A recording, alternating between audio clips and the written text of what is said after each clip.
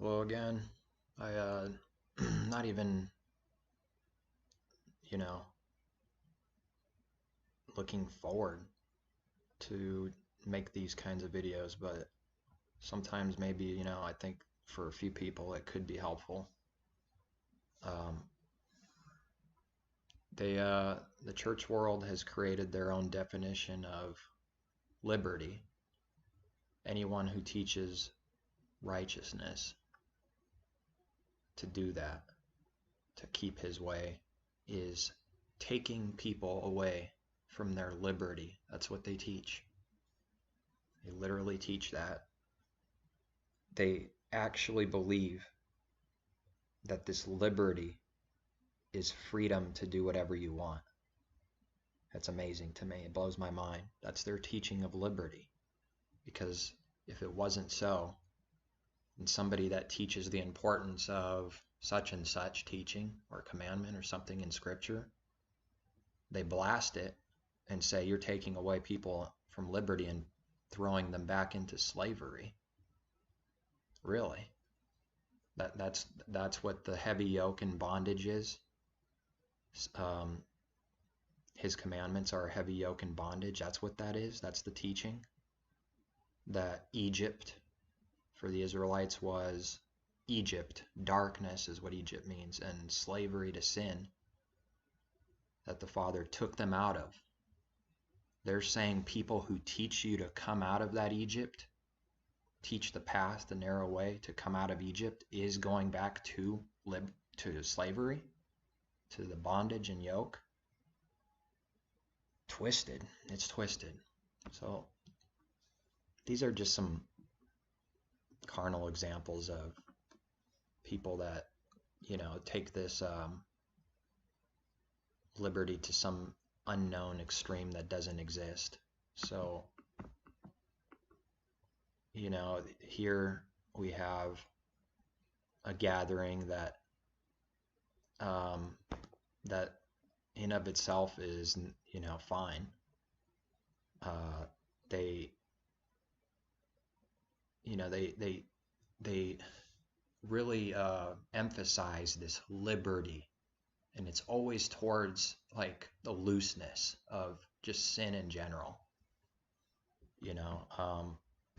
A liberty that, no other church offers beer and wine at their gatherings, and that's their constant message of this liberty.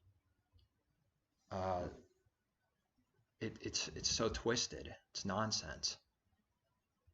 And I'm not gonna, tell someone and pound on them, live like this, do this. That's not my point. But they have a twisted definition of liberty. That's my point. And they take pride in this, They take pride in something that's foul. I want to tell you that when I title a message, I'm very indecisive, so I've got two titles. Number one, Undoing the Adversary's Acts. Or number two, We Have a Kick-Ass Savior. Or we could mash those and Our Kick-Ass Savior undoes the acts of the adversary. Does that work? Okay.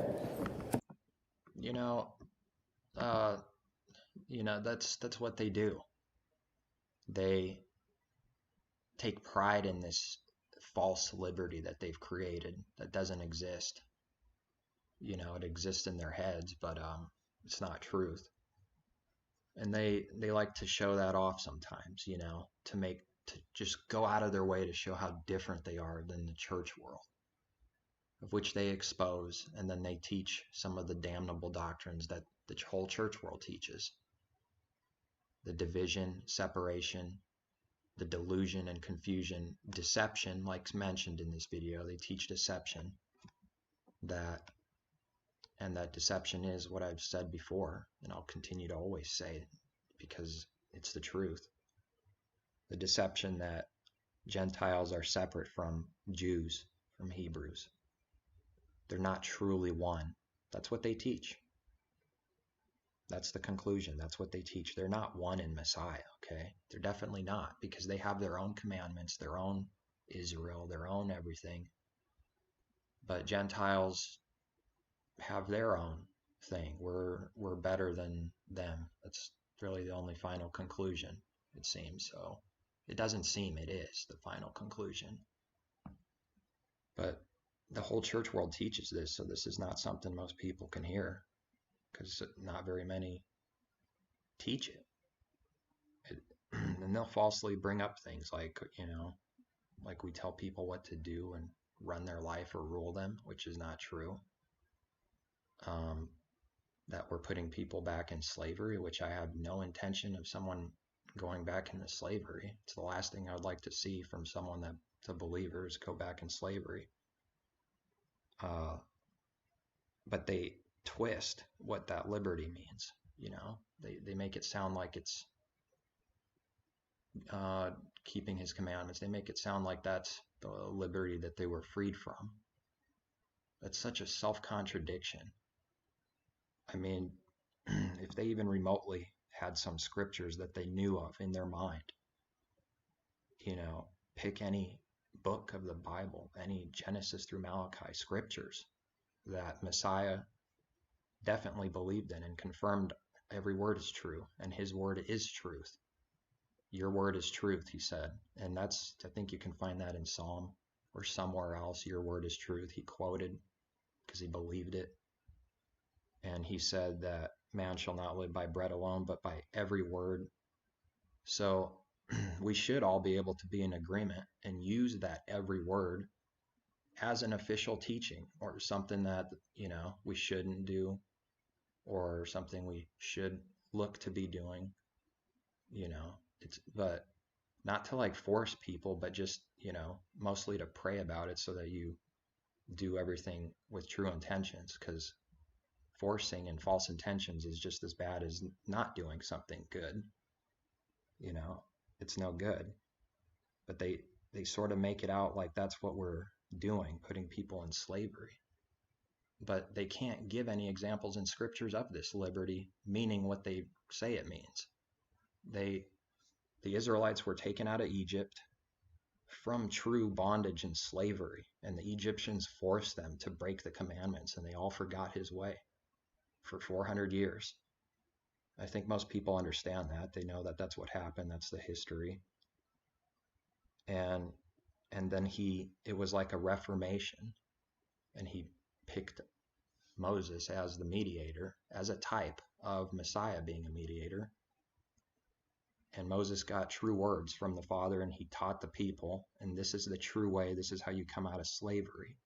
And I'll pull you out of slavery and light a lamp, a pillar of fire in the darkness. And Egypt means darkness, and you're coming out of darkness following that light into the light, coming out of darkness. So where in scripture is liberty his own, what he says is righteous? He says this is righteous if you do these things. If a righteous man, what is it, James? Someone who works righteousness, he himself is righteous. It's not self-righteousness. That's not what James is teaching. But they take some kind of extreme teaching on this, that people who teach that or emphasize that to work righteousness is that they're self-righteous and that they believe that they're their own saviors, which is not true, which they have a problem with that. So then they throw those books out as for Jews only. That's why they do this, and they create something that doesn't exist, a division that doesn't exist. The wall that through the messengers, through his servants, tore down that wall of the false belief but this is how it was. If you're a Gentile, you're of the sinners, you worship pagan gods, you worship and do all these things and commit these nasty sins, all based on his commandments, not like our own definition of what sin is. The Gentile nations were pagan, and they were doing the opposite of the commandments, right? That's called sin. It's not hard to understand. And most of all the Jews back then, all the people in Jerusalem, were refusing that Gentiles could come in and be one, truly one with them.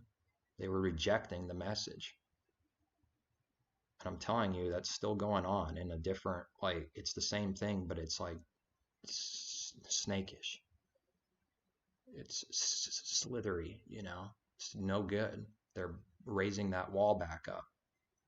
It's a little bit different. It's not exactly the same, okay? But it's the same thing, really. Between Gentiles and then the Jews, They're all supposed to be one and in agreement, same spirit, same mind, agree on what sin is and what's not. I mean, that's like foundational, but they don't. So most of the church world teaches that they're the church, as in it's something separate. It's not in Israel. That's over there. It's over there. That's God's people. They have to, Matthew, Mark, Luke, John, and Revelation. People throw in the book of Revelation. Amazing too. That's all those books are for the Jews, but Paul's letters are only for us, even though Messiah completely rejects that by saying every word is true, that man shall not live by bread alone, but by every word. And he said, your word is truth. And he said his words will never go away. They'll never, it's easier for heaven and earth to pass away than for his words, what he said, to pass away. So that's a strong statement. Like, my words they're not going anywhere. They are true. And part of those words are that every word is true. How do people escape this? Why isn't the rest of the scriptures any kind of authority? Why are those books thrown in a category of old, but Paul's letters are only for this church? Do they know what Paul did? I didn't even know fully, because that teaching is everywhere. You have to unlearn a bunch of things. Paul is not doing what people say he did, period. And I see that very clearly, more than I did before. I always knew this division didn't exist, that two gospels, they keep this but I didn't see it as clearly. So sometimes he gives you a revelation, but then that revelation is, he gives you a better, clearer understanding, and that was good for its time, but you see it better. You don't come out of darkness all at once. It was they had to travel, and then they went through the wilderness, and because of what? Disobedience, they went there. That's an example of, you wouldn't have done this for 40 years if you just kept my way. But then at the end, even after 40 years, they didn't enter the promised land. So what's that teaching? Is it any different? Did something change?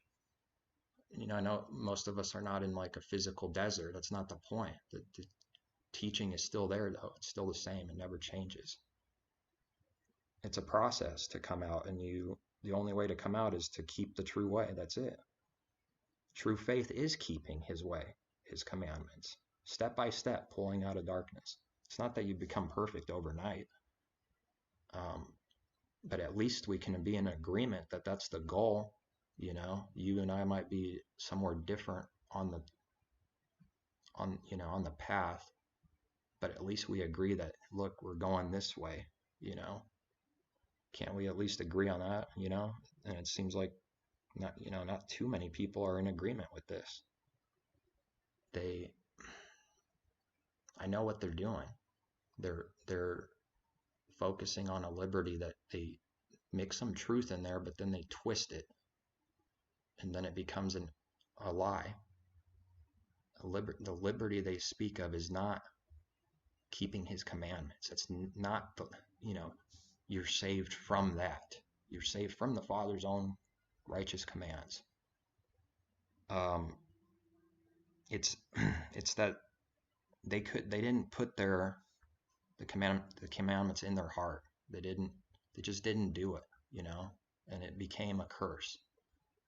It became a curse. So nobody is saved by the law, by here's commandments and you're saved by commandments. No, And they falsely say that people teach that that's how you're saved. People who emphasize on keeping his way. He who loves him keeps the commandments, right?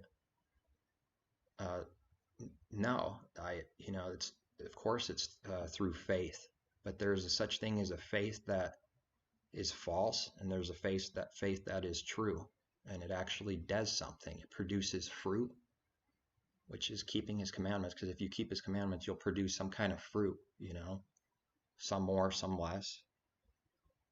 And the picture is all wrong.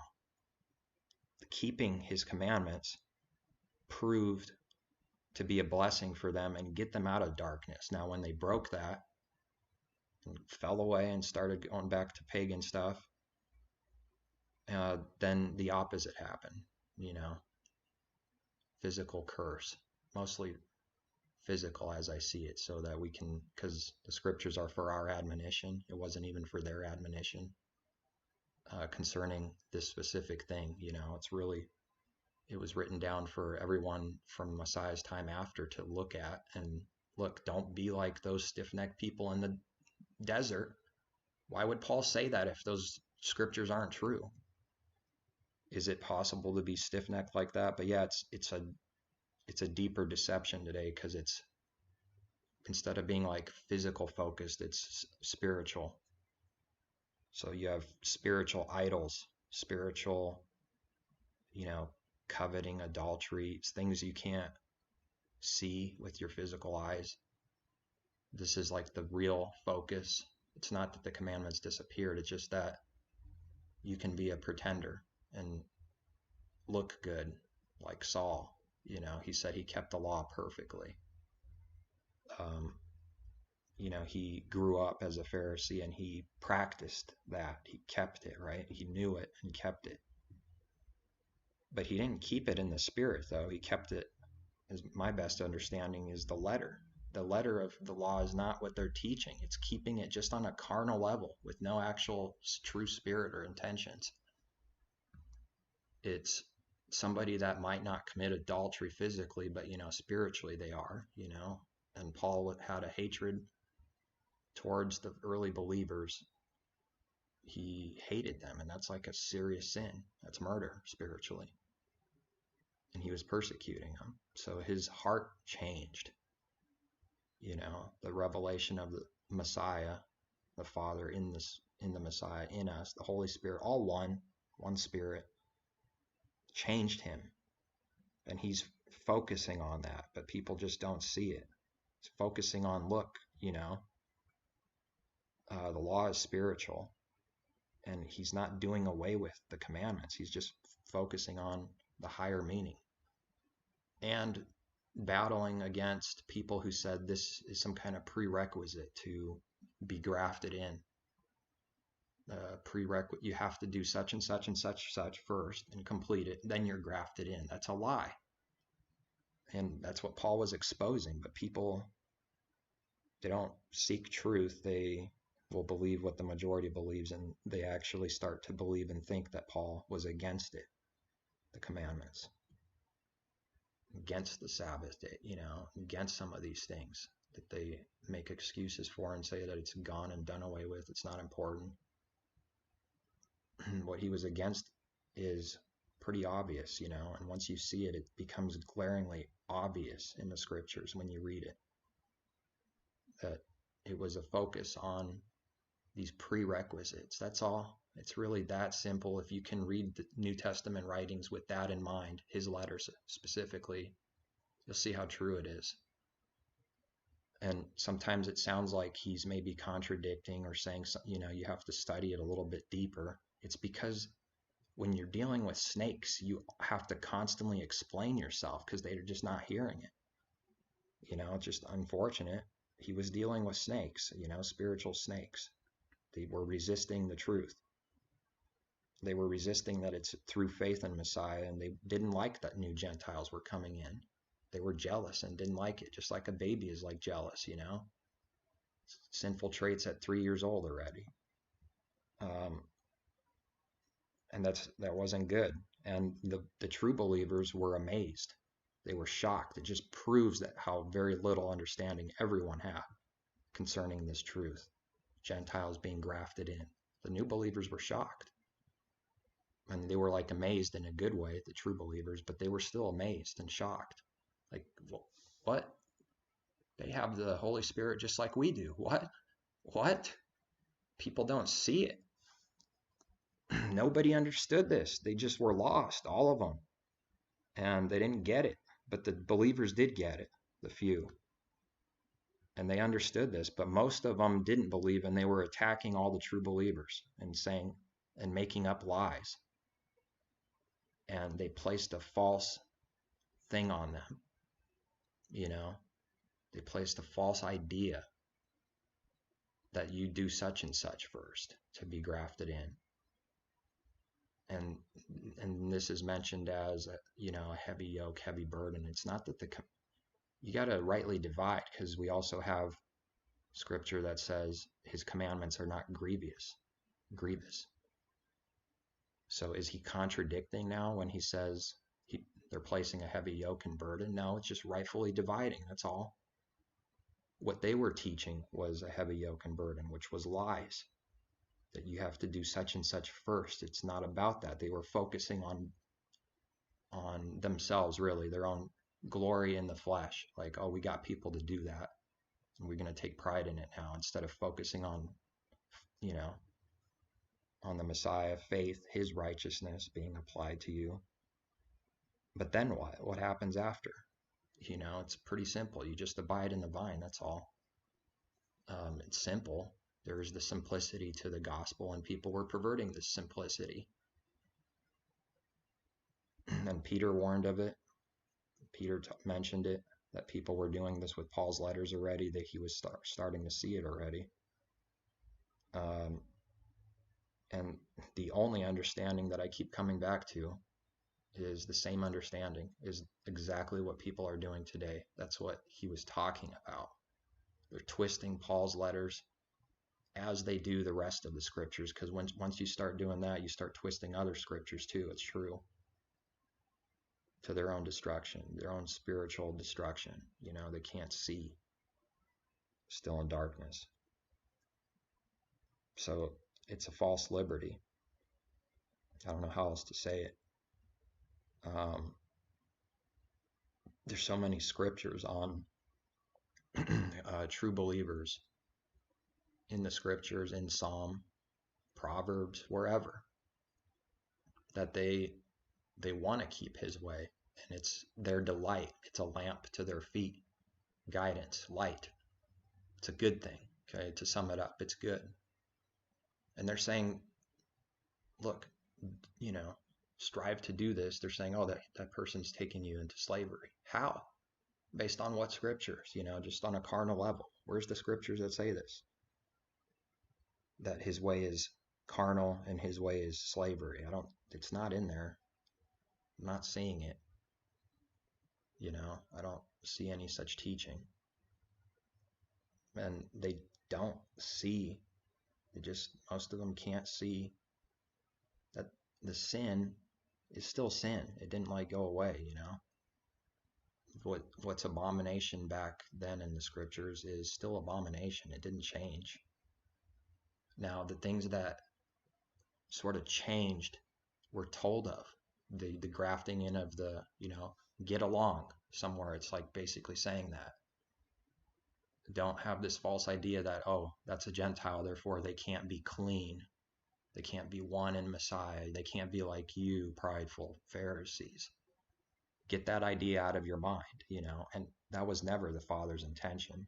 It's teaching what the people all believed. That's what everyone believed. The vast majority of everyone believed. But there were a few, very few, and we have some example that were true Israelites, okay, that Messiah said this is a true Israelite that has no guile in him. He had a pure heart. He was keeping the commandments the true way, and he wasn't a false snake. There was just so few, so the teaching is against what all the many were teaching and what it became. And Messiah set it back in order, and then the wolves came and they tore it all up, It's just the way it is. but he came to be the example to, not that that guy that had no guile in him was perfect, nobody was ever perfect, but he was, those are some strong words to say this is a true Israelite that has no guile in him. What's the difference between him and a Pharisee? The Pharisees were hypocrites, and they were focusing on some of these lesser commandments and outwardly things constantly, just outward. They didn't have any conversion in their heart, spiritual conversion. And people mock and say it's mystic when you start speaking spiritual things, like that comment I made in the last video. People have to see what's going on. That's why I make these videos, and I don't even like doing them. I don't like constantly telling someone this comment is false and what they're saying is false accusation. Then it sounds like, oh, he's defending himself. It's not even what I'm just trying to expose it, that it's not true, that what they're saying. The Messiah's words are spiritual, and the food, the bread from heaven, okay, it's a physical picture. They ate this bread for 40 years, as far as I know. That's my understanding, that this happened for 40 years. But he became that spiritual bread from heaven, and that wasn't the true bread because it was the type, but he's the true bread. And then he said you can't live by bread alone. It's not hard to understand when someone teaches it right, but you live by every word. So bread is very important. It's very good, but did it get them into the promised land? They ate the bread for 40 years. Why do you think he said that? They ate the bread for 40 years. They all ate it, and they didn't enter the promised land. So does it line up? Did he just make that up, or is that in the scriptures, the actual teaching, that man shall not live by just that bread alone? It wasn't good enough, okay, to get into the promised land. And that sounds like heresy to a lot of people. I'd probably be deemed a heretic by 99% of all believers, man. And I hate being in that position, but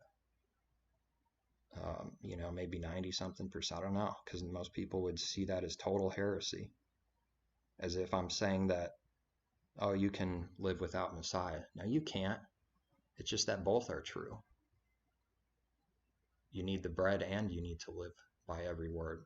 But that's not something the church world really teaches. So it's going to sound heretical to them, but they can't contradict it, can they? Once you give the example, did they inherit the land and they ate this bread? Which, yeah, I know, I get it. It's physical bread. The physical bread didn't actually do, but it's what it represents. They ate that bread and they still didn't inherit the physical promised land, and they ate the physical bread. It wasn't enough because they kept disobeying the Father's commandments. So you do need the bread, and then you need to just abide in the vine, which means live by every word. Teaching is simple, but it involves a little bit more than, a couple sentences. Simple teaching, yeah, live by every word, but that implies quite a bit. And those are his words. Those are his words.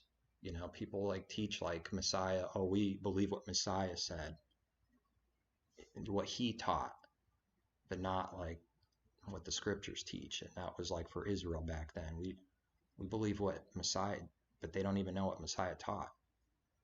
And those words never vanish, right? He said, man shall not live by bread alone. Who's he talking to, right? Teaching his disciples that you can't do that. And his disciples are an example. It's all for our admonition. Those 12 was the perfect example of following him in kind of a physical way, a picture. They dropped their things and they followed him. But this is spiritual. But then someone calls me a mystic because I start going spiritual on them. It's crazy. I don't even know how to teach without going spiritual or say anything. If it's just all physical, I don't have anything to say much then. I could say some things, but that's not the truth though. And even Paul said it's a spiritual war. It's not really like a physical war like it used to be with the enemies and stuff coming in, breaking through their walls, taking them down. Literal watchmen on the post. These things all mean something. I'm not a heretic or a mystic because I see the spiritual meaning of it. But people will accuse you falsely of that. The Messiah told them to watch and pray, and the disciples didn't get it. Like, watch and pray for what? He's praying over there and sweating like, drops of water that are like blood, thick, First of all, he didn't even do any crime. He didn't even do any sin. So that makes it 1,000 times worse for the person that's truly innocent. If someone's guilty, yeah, that's still like a serious thing that's going to happen, right? I'm not saying that there wouldn't be any, afraid, don't want to do that, but he was innocent, and that they were going to nail him down as a sinner. So I just imagine that as being far worse than someone who committed some kind of crime worthy of death, and he didn't do that. So he wasn't exactly looking forward to it, and we got the scriptures to back it up. He wasn't looking forward to that, but he saw beyond this death. He saw beyond that. Scriptures say something like that of what it would do. But the actual process, put on everyone's sin and die, and you're innocent. No, he didn't want to do that. He did the Father's will, but his own will would be like, no, I don't want to do this. That would be his own will. But he didn't do his own will.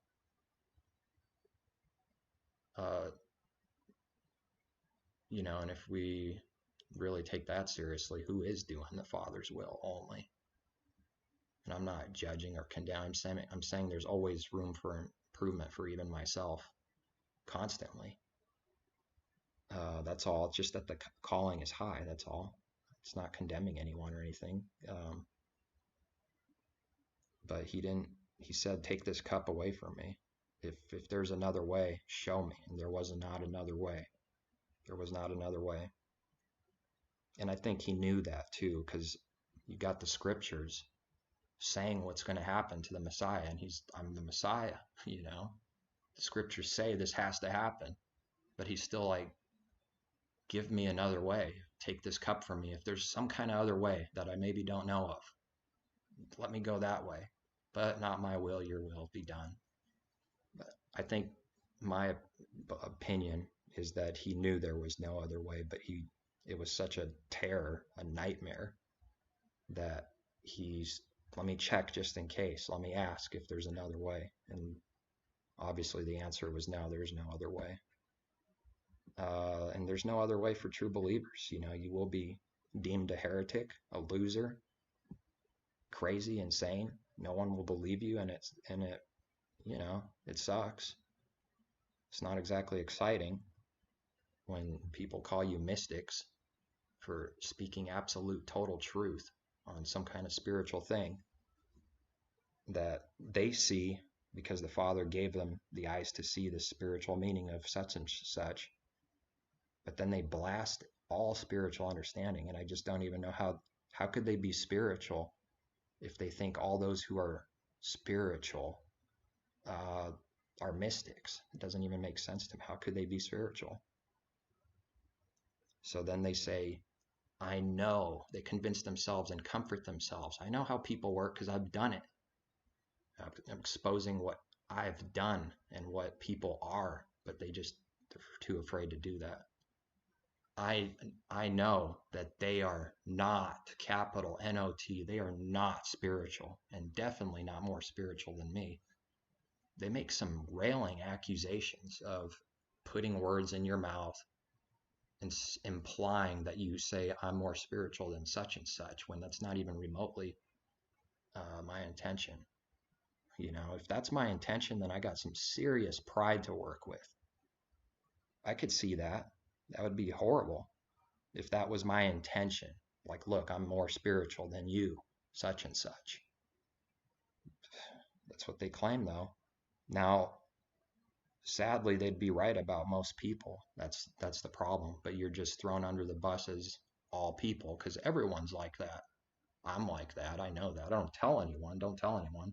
You're like that. We're all like that. So somebody that's not like that can't truly be of the truth. No way, because I don't see anyone spiritually converted, so they can't either. So he's definitely not more spiritual, and he's claiming he's more spiritual than others. It's pretty nasty spiritually what's going on. There are a few true believers, but they're looked at as impossible. No way. Because most of the world is not, and they would be right about most believers, and the rest of the world, of course, they'd be right about, yeah, he's probably trying to say that he's more spiritual than other people. They would be right about most people. So that's a problem. It's not an actual problem for me. It's just that they're going to have way more people believe them than the other guy, obviously. They're going to have way more people believe them because that is true for most people. You see what I'm trying to say? So I'm not, this clip of them sort of using foul language and stuff, am I perfect? And am I like, I'd rather not use that, especially with the next word being Messiah and have some foul word right next to it. I'd rather not do that. That's me. That's where I am spiritually, but I'm not condemning people. I'm just showing you that they use this liberty. They're like proud of it. Like, look, we do this. We are different than the church. And they're giving me, it's not fruit. It's something not good. They're not, but even if they were trying to prove like how much better or different they are, that's already a false intention. It's not my goal to go around proving to people like, look how different I am. I'm not of the church world. If you're doing that, that's already messed up. But they do that with sort of this liberty that doesn't exist. Say, look, we're gonna have a party and drinks, and can you have it? It's the intention I'm exposing, not that having one beer is like some kind of sin. It's the intentions. Nobody else in the church world has beers and wine. Look, we do. That's a false intention, but spiritual person would have to see that. Most people wouldn't believe what I'm saying. Why on earth would you try to prove a point like that? And then look, we're going to say, such and such words, that the world uses all the time to prove the same thing, that we're not of the church world and we have this liberty. See if I could find the clip real quick. 340, I think. Or number 2, we have a kick-ass Savior. Or we could mash those and our kick-ass Savior undoes the acts. There's another spot here, 5-minute mark, I think. And the struggles they went through. Most often they will say, I wouldn't change a thing because that's made me the person I am today. And God, sorry you can't see this, but God uses the adversary in that. I like to look at Satan as a bulldozer on God's construction site. Should be and he is tearing shit up all the time. It's not the actual words that he's, that's not my point. Or in the 2-minute mark, we have beers and drinks and wine and nobody else in the church world does, literally what they say. It's just what they're trying to prove. It's like, yeah, people are going to say those words and slip, and then they defend themselves and say, oh, you're a Pharisee, you're legalistic, look at you, what a sinner. They try to make someone that's focusing on being pure they say, oh, that's the example of a sinner. There is a such thing as self-righteousness. It's such a fine line between truth and error. There's a such thing as what they're saying, but they're using it all in a twisted way. To condone whatever it is they like to do, and in this case, that teacher has a video, at least one, because I've seen it, or videos, most likely more than that, of if you're a single believer, go have sex as much as you want with all these other women. And pagan women, who cares? It doesn't matter. How does a believer say something like that? I'm just trying to figure out. Is that the example of a true believer following Messiah? Just no self-control after the flesh, committing adultery because, that's one of the things that makes somebody one.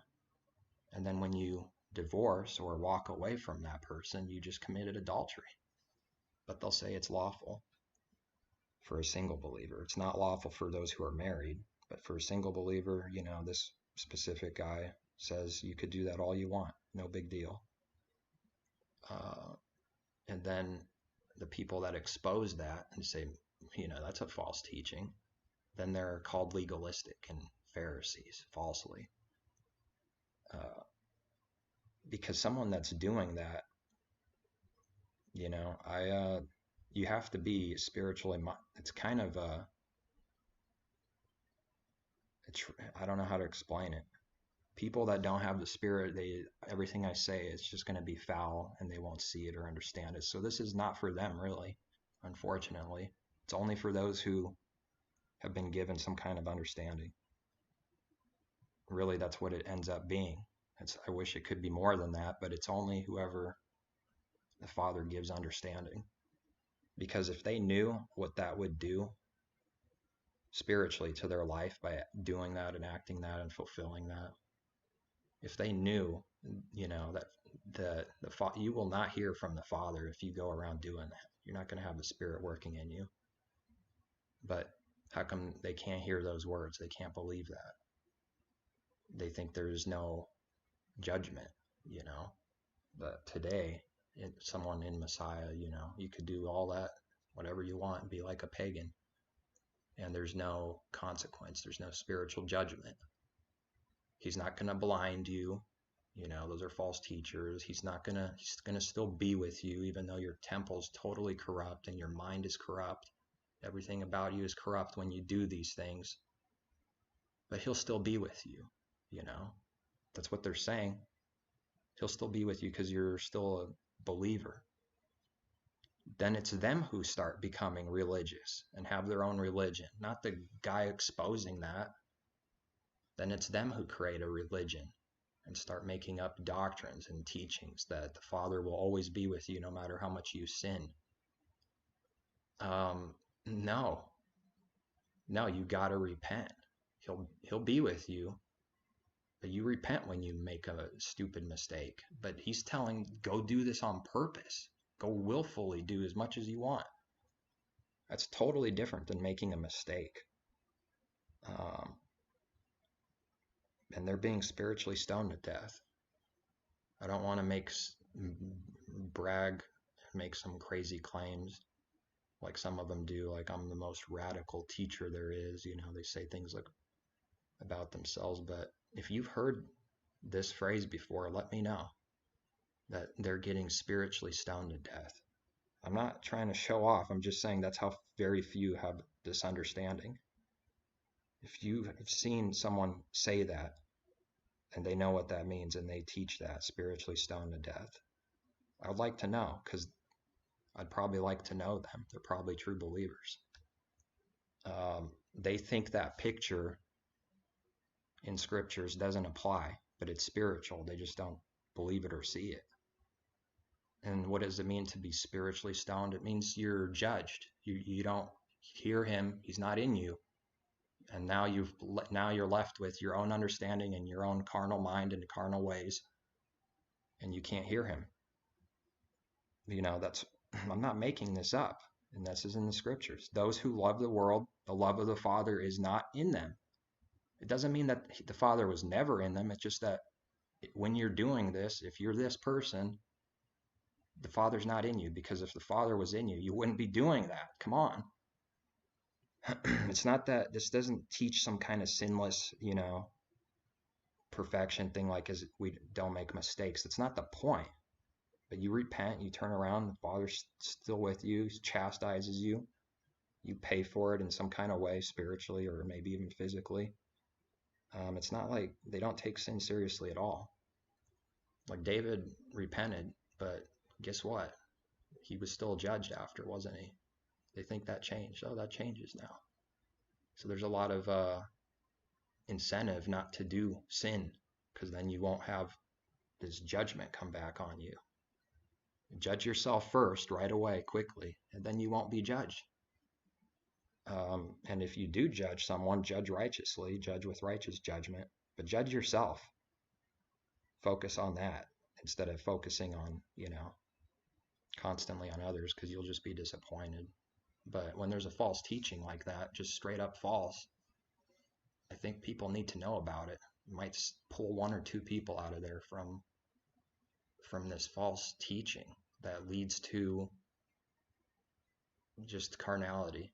It leads to a false Messiah, false spirit, another spirit. They think it's the spirit, the true spirit in them, but it's not. When you start going off the path, it's some other spirit. But, it wouldn't be deceiving. Wouldn't be deceiving if this all wasn't true. That many will go out and deceive many. Many will say, look, I'm Christ, It's not just literal. It's like, look, I'm the true teacher. I'm the true Messiah. Don't go out and follow him. It's not just for some end time thing, which, I do happen to believe something like that actually will happen. As crazy as it sounds, I think that something like that will actually happen. Like a false Messiah for the whole world. I just don't see any other way. I think that's where it's going. After chaos, because the chaos has to come first. And then the false Messiah rises out of the chaos, But there's a spiritual meaning to it also. That's important. Like coming like a thief has no application to you if you only have the understanding that the Messiah is going to come like a thief someday. But let's just say you're 2,000 years away from that. What on earth, what kind of application is that? Nothing, no application. They're going to tell me I'm mystic when I see that's what he's saying, that it's spiritual and it applies to someone, to anyone who believes that if you fall back in sin, he's coming like a thief for you. You die, and then for that person, he came like a thief. And another parable teaches that. Look, I got so much riches. What do? I don't have any room. I'll build some more barns for my riches and more stuff. That's what I'll do so I can keep gathering, right? His heart was false intentions. And then in the parable, the father says, today I require your life, Now where is all your goods going to go to now? Huh? Today I require life. For that person, he came like a thief. Why can't people see that? Don't just make stuff up. There's always scripture to back up the actual teaching that coming like a thief applies to your life personally. For everyone, not just some end time actual Messiah coming, There's a spiritual understanding also, which is what the Messiah focused on. Because otherwise you're just somebody that looks good, but the heart is all messed up. You just look like you keep commandments and stuff like this, and you're a believer on the outside, but your heart's all messed up. That's no good. So he exposed the Pharisees for their heart. With their lips, they do all kinds of stuff with their lips. They flap all the time, but their hearts are far from me. So they were breaking the spiritual law, the spiritual side of the commandments, because they had adultery in their heart spiritually, murder, which is hate. They were committing spiritual fornication. That's a teaching in scripture. They're going a whoring, spiritual fornication. Virgins are used as spiritual too. In Revelation, it's used spiritually, but then you become a mystic, I guess, compared, what? That's a physical virgin. You're a mystic unless you believe that it's talking about literal virgins. Man, I guess nobody's going to inherit the kingdom if it's literal virgins. The virgin is clean between the covenant, between, the bride and the bridegroom. Not cheating, going around whoring, breaking commandments. They're virgins, like spiritual. But there's people out there that exist that say that revelation is, well, you could just make up any teaching you want, then you're a mystic. It's not true. There is an actual spiritual meaning when it's teaching that. And we can prove it with scriptures. It's not just made up, comes out of nowhere. Like, I want this symbol to represent this. You can't do that. It's going to be in the scripture somewhere. So there, abiding in the vine is not literal. None of his words, Messiah, was like literal, carnal. His words were spirit. Just like a vine abiding it's connected, so then it doesn't die and wither away. So spiritually, you can die and wither away if you don't abide in the vine, just as he abided in the vine, in the Father. Same way. It's not taught in the church world that the Messiah abided in the vine the same way we're supposed to. He's the example, and then he became the example, the perfect example, and of what people should do. So if you abide in the Messiah, you abide in the Father, because it's the same thing. You need to go through the Messiah to have the Father. So if you abide in the Messiah, he abided in the Father, and they're in agreement. And one in the same spirit, they're in agreement. So you abide in the Father. Those who don't have the Messiah, they have like a religion, but they reject the Messiah. Messiah never came. He's not a Messiah. He's nothing. He's just whatever. Then spiritually, I'm trying to say how it works. It doesn't matter what they claim. If they don't have the Messiah, they are false. They're false. They cannot hear from the Father, because he's not going to be a liar. He's not going to be found a liar. You have to believe in the Messiah. It's like a requirement. I don't like making it sound like that. But for the sake of trying to get a point across, I have to sound like that for a minute. Like requirement. I would never teach it like that, like it's a requirement, but it is.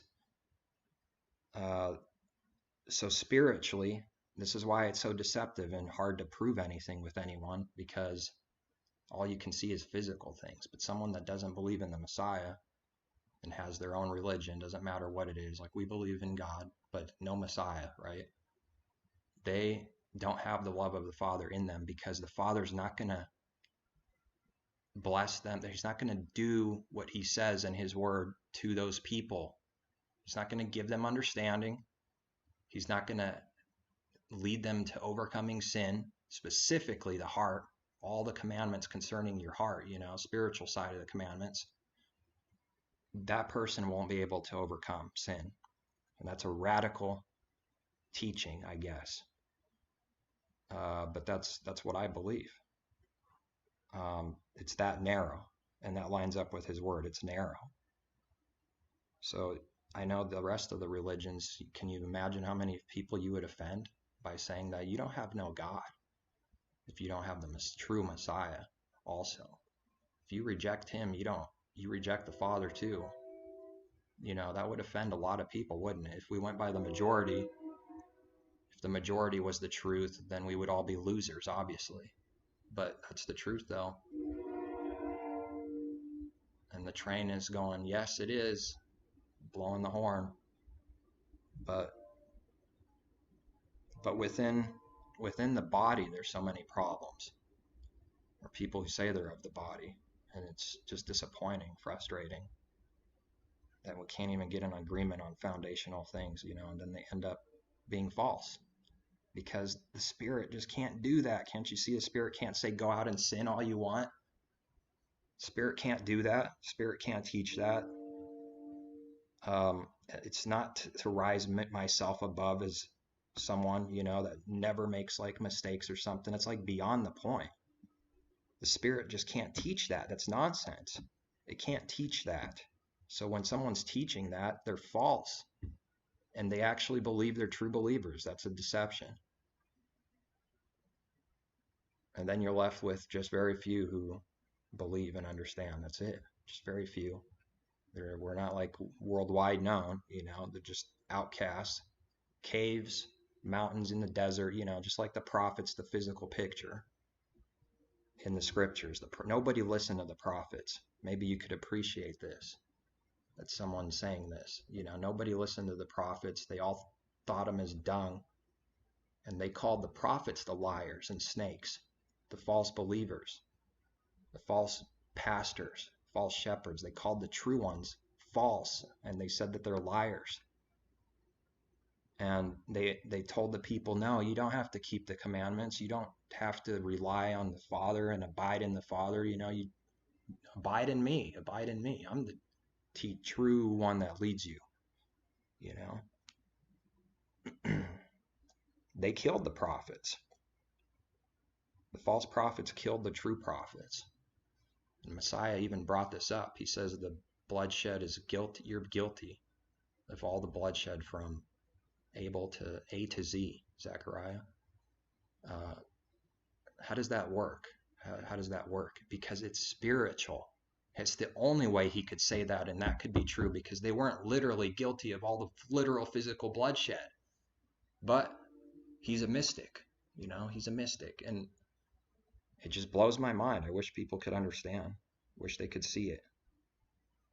They are the same spiritual people, and it's a huge sin that the Jews did back then. Huge. That they rejected and killed the prophets, they killed the disciples, and they killed the Messiah. And it was a major sin, and destruction was coming to them, and it did come. There was an actual payment, judgment. Not just spiritual, but like physical too. And I believe that's coming not too long in the future now, because that's how every nation goes down. They don't teach you this in school, do they? Nations just, they get in wars and they fall. Yeah, here, I'll tell you why they get into wars and bad things happen to nations. Because the sins reach to the high heavens. And then the Father said it's judgment time, and the nation goes down however he sees fit. And it's righteous judgment. It's righteous judgment. And people don't like that. That makes them angry, The same Father that took down Sodom and Gomorrah still takes down cities 2,000 years later. All this, how come there's not a nation that's 1,500 years old right now? Because it got caught up in sin, and they got, but apparently this beast, this Roman beast, do I have the full picture on this prophet? No. Whatever he gives me, this deadly wound is healed. So it dies, something happens to it, and it comes back. But spiritually, that's happening within. The believing in the Messiah is a deadly blow, a death blow to the carnal man. But then the deadly wound is healed, and people come back to life. They come back to life. They found their life, so then they don't have the Father anymore. The flip side of that is, in the parable, they actually die, but in the real world, they come to life. The beast comes to life. But in the parable, they die. Who do they want? What sounds better? Well, of course it sounds better, live it up. The beast comes alive, and, live it up. Have it your way. Do whatever you want. Sounds good. But the Messiah and his people are going, no, that's, you're spiritually dying. You're the seed that grew up, sprouted, put a deadly wound to the beast, and then it came back, and then this little thing that sprouted died. That's what people are literally doing spiritually to other people. They're killing them. But they don't see that, do they? Like back then it was like they came up and they killed these prophets, like physically, and this physical hatred and stuff. It was more like primarily physical, more so, I definitely see it like that. And then Messiah comes and he lives the true way. It's like he's living it in the heart too, not just physically. So then afterwards, these things are spiritual. More so. It's not that the physical doesn't mean anything. It's just that the spiritual is the primary important. So the false prophets aren't like, even though they have done this, even though they still actually did that, Constantine, and then all the wars and during the Dark Age time, they did still do that. They killed true believers, but it's spiritual though that's going on too. They kill you spiritually, so they don't take any of this seriously. They don't understand what is it like to kill someone spiritually? How do you do that? Well, just by hating them is already a step in that direction. So it's not easy. This is not easy. The people that falsely accuse you, you're supposed to love them, pray for them. This is not easy. It makes me sweat sometimes. But that's what you got to do, though. I'm just acknowledging. I'm just a weak little man. It's not like I don't struggle with this. But the only hope I have is that the Creator is giving me a changed heart. That's it. Otherwise, I'm gonna hate them and be just like them. And then when you become just like them, you've already fallen. Then you're a hypocrite. And that's like the worst words that anyone could probably hear, is you are a hypocrite officially from above. The voice is saying you're a hypocrite. So there's like so many angles, so many things to focus on. People have no clue what it's like to become a saint. They just throw around that word saint like with the trash bin next door, that's what a saint is, like pretty close to the trash can. I don't think so. I don't think so. And the Apostle Paul was not a he was a saint. He had that conversion. He understood these things, spiritual, super important from the heart. But unfortunately, the church world teaches that he went out teaching people to sin, I guess, break commandments. And then there's a few, much smaller group that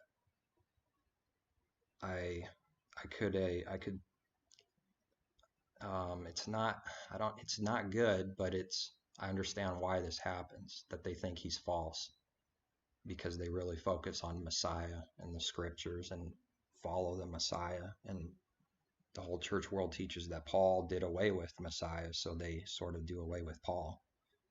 But I'm not one of those people that believe that. I just believe that the majority just don't have the understanding of what on earth Paul was saying. I could say I wish it was different, but this is how the Father wanted it to be, obviously. Obviously, he purposed it to be that if you don't truly seek the truth, you will teach people that Paul was taught something different. That's where you'll end up naturally. It's not even like there's nothing to blame or point fingers, just the whole world teaches it. But if you don't study those words, who he was, what he did, the context, what it was like back then, just a little bit of research, looking into these things, in prayer, because without that, that's nothing. Then you'll see that what they're saying is actually not true. It's actually, instead of becoming like what they think is truth, they're actually falsely slandering and accusing a saint of sinning and teaching people to sin. But I admit that these thoughts are not in my mind every minute of every day, but that's the battle. Like that's going to go into judgment, that you taught thousands, millions of people in the world that this saint was not a saint. Oops. I don't want to, it's better we don't do that.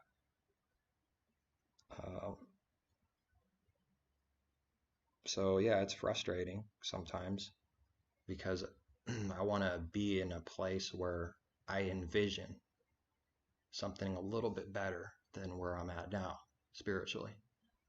And then it seems like it's not happening. But then sure enough, you look back and yeah, there was a change. And then I still want to be in a further place. And it seems like it's not happening. But then you look back and say, yeah, I definitely moved from here to here. And then I still look in the future and say, I want to be over here though. And I'm never over there. I'm chasing what I can't have, it seems like. But I guess that's how it's got to be though. I think that's how it's got to be for everyone. They're never going to reach it, but they're always going for that. And they are actually changing and becoming that, but the expectation, the standard is so high that you never could just literally become perfect every single day or master something that you're not mastering, whatever, there's always something. And Paul said that he did not attain it. I'm not speaking as if I attained it. Don't think what I'm saying. Don't be confused. I'm not saying that, Paul said. I didn't attain this yet, but act as if that you are, act as if you are going towards that. But don't start getting prideful and say, oh yeah, I made it. I made it to the top of the mountain. And then pride comes in and then you fall. Take heed lest you fall. What's the actual verse? For those who think they stand tall, take heed lest you fall, something like that. Maybe I changed it a little bit to rhyme. I'm not sure, but it's the same meaning. So then there's that to battle. It doesn't make me very happy. I'm like in a world of hurt because now, if you're actually changing and becoming that, now all the temptation the devil throws at you is, oh, you're becoming prideful now, aren't you? Then I go up, yeah, looks like there are some areas that pride is creeping in. So then you bang your head on the wall spiritually, and then you have to fight that. And it just never ends. So it's this is not easy. But people talk about carnal things, and it's like I can't even talk to them. There's nothing even. What do you want to talk about? Can you even hear what I'm saying? Do you even care at all? You want to talk about some carnal debate or something, about a Trinity or something. I'm so past that. I'm focusing on something else. Even though that it is important not to believe in some false deity. But what he gives you to see, they can't see unless he gives them to see also. A debate's not going to really help. It's not going to do it. It could be helpful in some way. I don't know. If it's actual truth, maybe it could be helpful, but you know what I'm saying? It's on the surface debates. You got to be like converted inside, in your mind, in your heart, spirit. You got to know these things inside. And debates are all about the outside, appearances, debating who looks better, who sounds better, who's smiling more. So I would lose a debate. I would probably lose a debate against a Trinitarian, even though I know it's a false lie. But you can't convince millions of people that this such and such teaching is a lie because the Father told me. Oh, then now you sound like an insane person, and everyone else claims the same thing, don't they? Can you see why this is frustrating? It's frustrating at all kinds of levels because nobody believes you. But I don't know, that's all. What are you going to do? It's like there's a disconnect with many people in the church world. There's like a total disconnect. There's nothing to talk about. As soon as I start opening my mouth, they don't like anything I say. Tension gets built up in the room, and it all goes straight to the trash.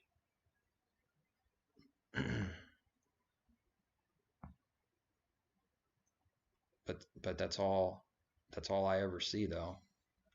Even people that I thought were like super close, even that division came.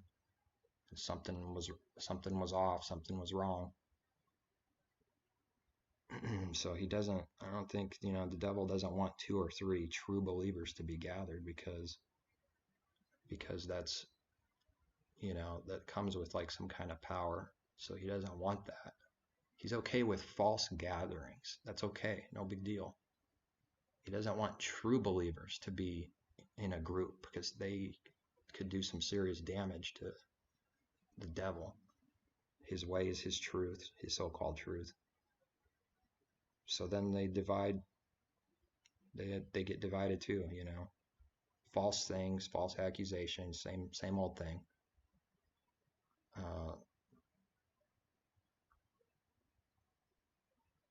So then makes you wonder, is there any true believers that actually are, true believers that they haven't divided? Does that even exist? I think it does. But man, it must not be very many. It must not be very many from what I'm seeing over here. I don't know, maybe such and such country or state is in some better situation, but I don't think so. See, Lyra, hopefully I said that right. Lyra says same here.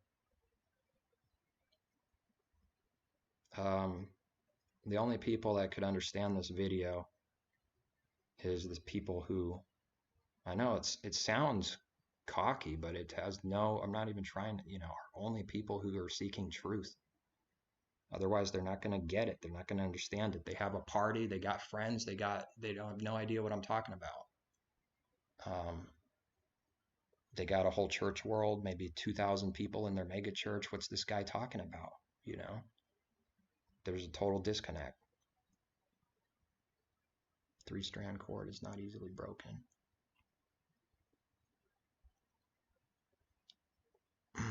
Maybe I don't know, maybe he will. Maybe I'll find somebody that's of the truth eventually, like in real life, not just like on the internet, which is good still. That's better than nothing. But it just seems like it's always going to end up in division. That's like what bothers me. I know there's a such thing as a true gathering, and there's a true way of going about, a true logical, orderly thing. It doesn't look like the world's thing on whipping people and ruling them and controlling them, but there is some kind of thing that exists. It's just spiritual. Where maybe somebody in the group is a better teacher or something, but the way they make it out to be is like you become a ruler for life. And it's a one-way street, and you can never tell the preacher man that this is a lie. You can't do that in those church buildings. And it should be able to be done. It should be that the people in there have some kind of say, but they'll throw you out. Look, if you don't agree with what we agree, then go find some other denomination, I guess, and that's it. It's not my goal. That's not my intentions. I'm not going around like in church buildings to try and like stump everyone. I'll never do that. But I know what would happen if I was still in there. I know I would eventually just have to go away or be kicked out. In my case, I just went away because that's where the Spirit led me, to not be be one with such and such group, because they're just not of the truth. I don't know how else to say it. They're just not. So even that position is not very good or fun at all, because then their defense is, you just condemned everyone in the whole church building and all other churches. That's not what I did. That's not my intentions, but they'll say that's what you did. He's a condemner of all, Then you give them some scriptures and then they get angry. Why are you getting angry? I'll give you some verses of what people did. Prophets, disciples, same thing. Here's what they did. Do Do you think that was false? Then why are you saying that I'm false because of what I say or did?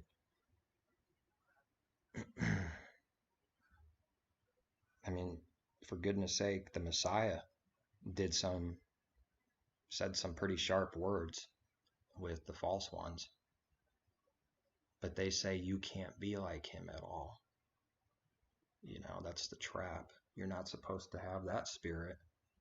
Is that what they're saying? You're not supposed to have that spirit of Messiah? You can't be like him? He's Messiah, you're you. Yeah, I'm not Messiah, I'm not the King of Kings, but we're supposed to have the same mind. Same mind. If you have the same mind, then you're going to end up, you're going to end up like Messiah. There's no place for your head to rest. Not like literally. He doesn't have a true home.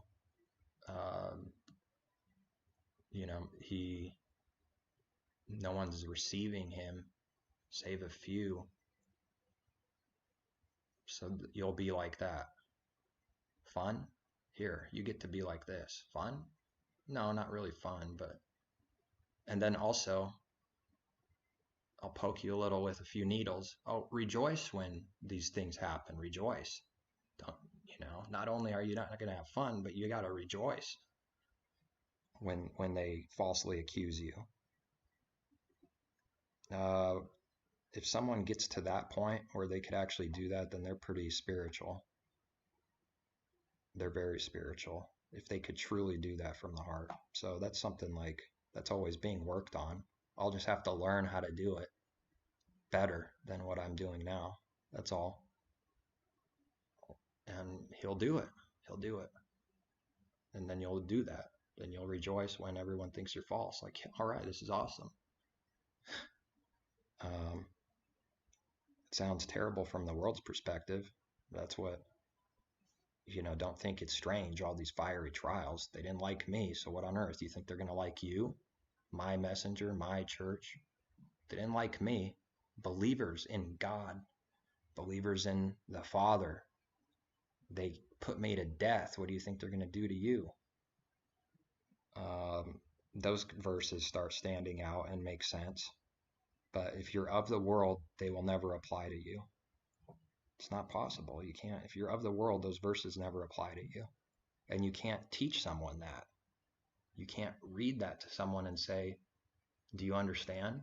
Is this happening to you because of his name's sake? They just cross their eyes. Like, what are you talking about? That's the Messiah. Yeah, they killed the Messiah. It has nothing to do with me.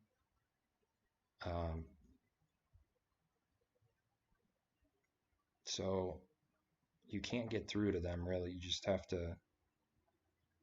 It's not that your words are worthless, because some people, they might turn around if it's his will. So don't think that it's worthless or something. It's just that most people won't see it. They just won't see it. Seeking the kingdom is like a part-time hobby religion. It's like a joke. We're striving for something, a high calling, a crown. So obviously the Creator had made it in such a way that if you get this crown, you went through some stuff to get this crown. No saint gets to have a crown. Just physical picture, crown on your head, okay? You're not going to get this crown unless you go through my beatings, my way, my true way. Not possible.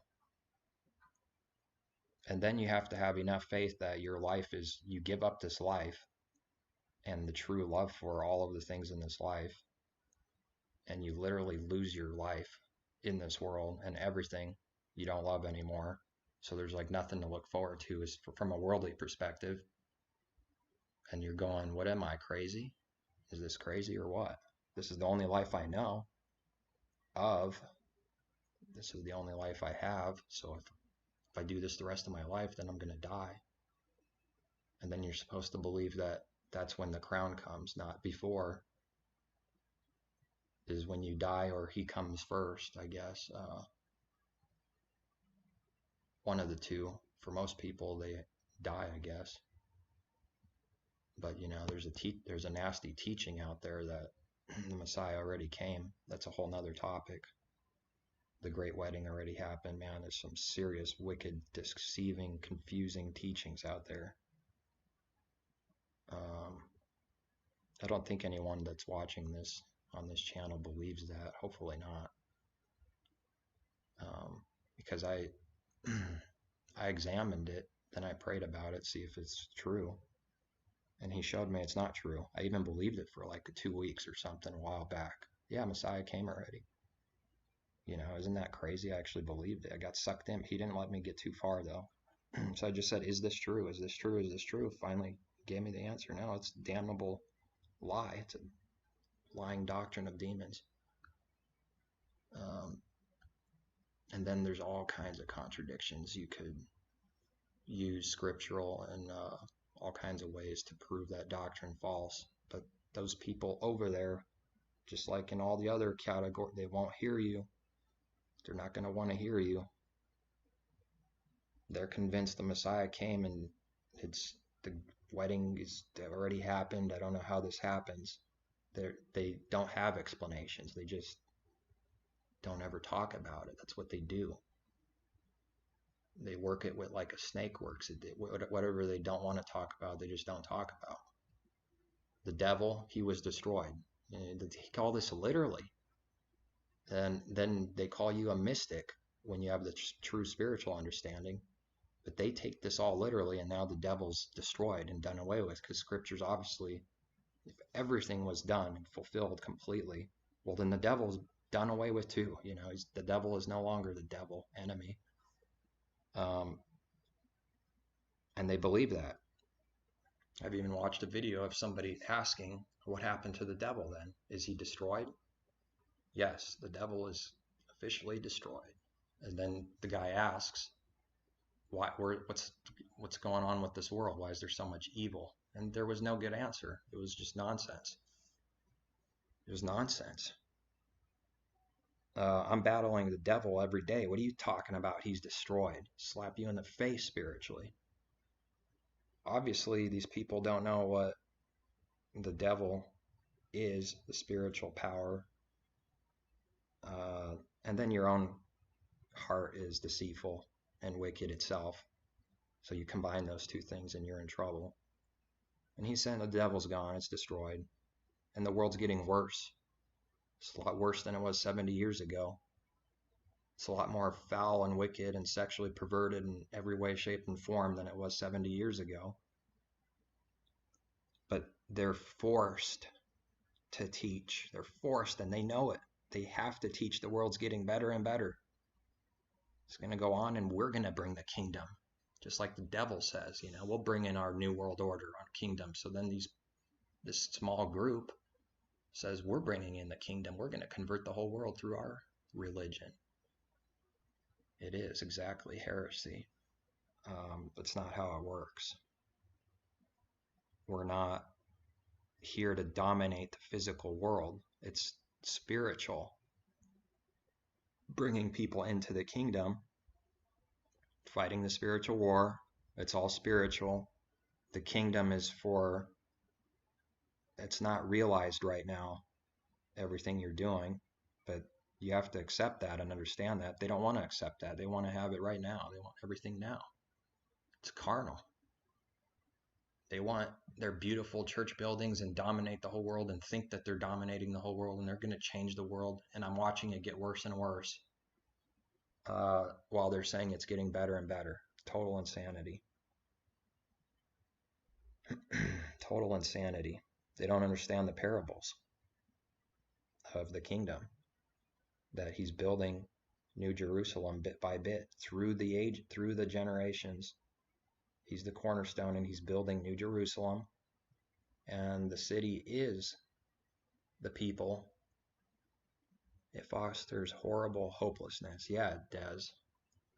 There's a wicked thing attached to that, because that spirit, the true spirit from the Father, there's a certain hope, there's a certain something that you can't maybe even touch on, and they take that away from you. They take that away from you. So it makes me really angry. I don't, the battle's not to hate them, but that teaching makes me angry. Because I know what it did to me. It did the same thing, and then it turns you into carnality. It's going to force you to become carnal and focus on, physical stuff. Fosters horrible hopelessness. Yeah, I couldn't even say it any better. They twist so many, well, maybe just a few. They twist a few scriptures. They teach that, looking forward to his coming as part of a believer.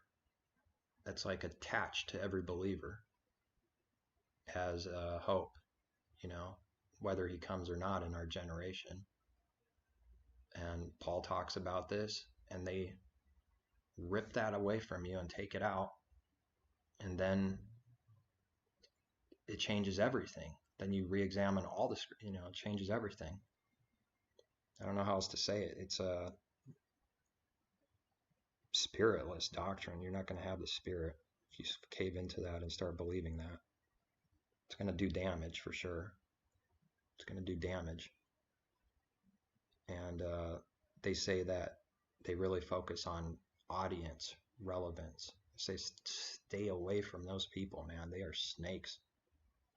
They know how to twist. I could see it now, but those that don't see it yet, they're pretty good at what they do. They're pretty good at what they do.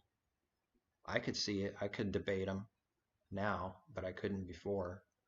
And I have no interest in actually doing that. But, they deny so many scriptures. They literally think Paul is teaching that the Messiah would come in their generation, when it's actually prophecy. And the one I like to use the most, because it's so obvious, is that Moses was told to tell the people about the Messiah. I will put my words in his mouth, and you will hear him out. You people will hear him out. It didn't happen. For another 1,500 years, it didn't happen.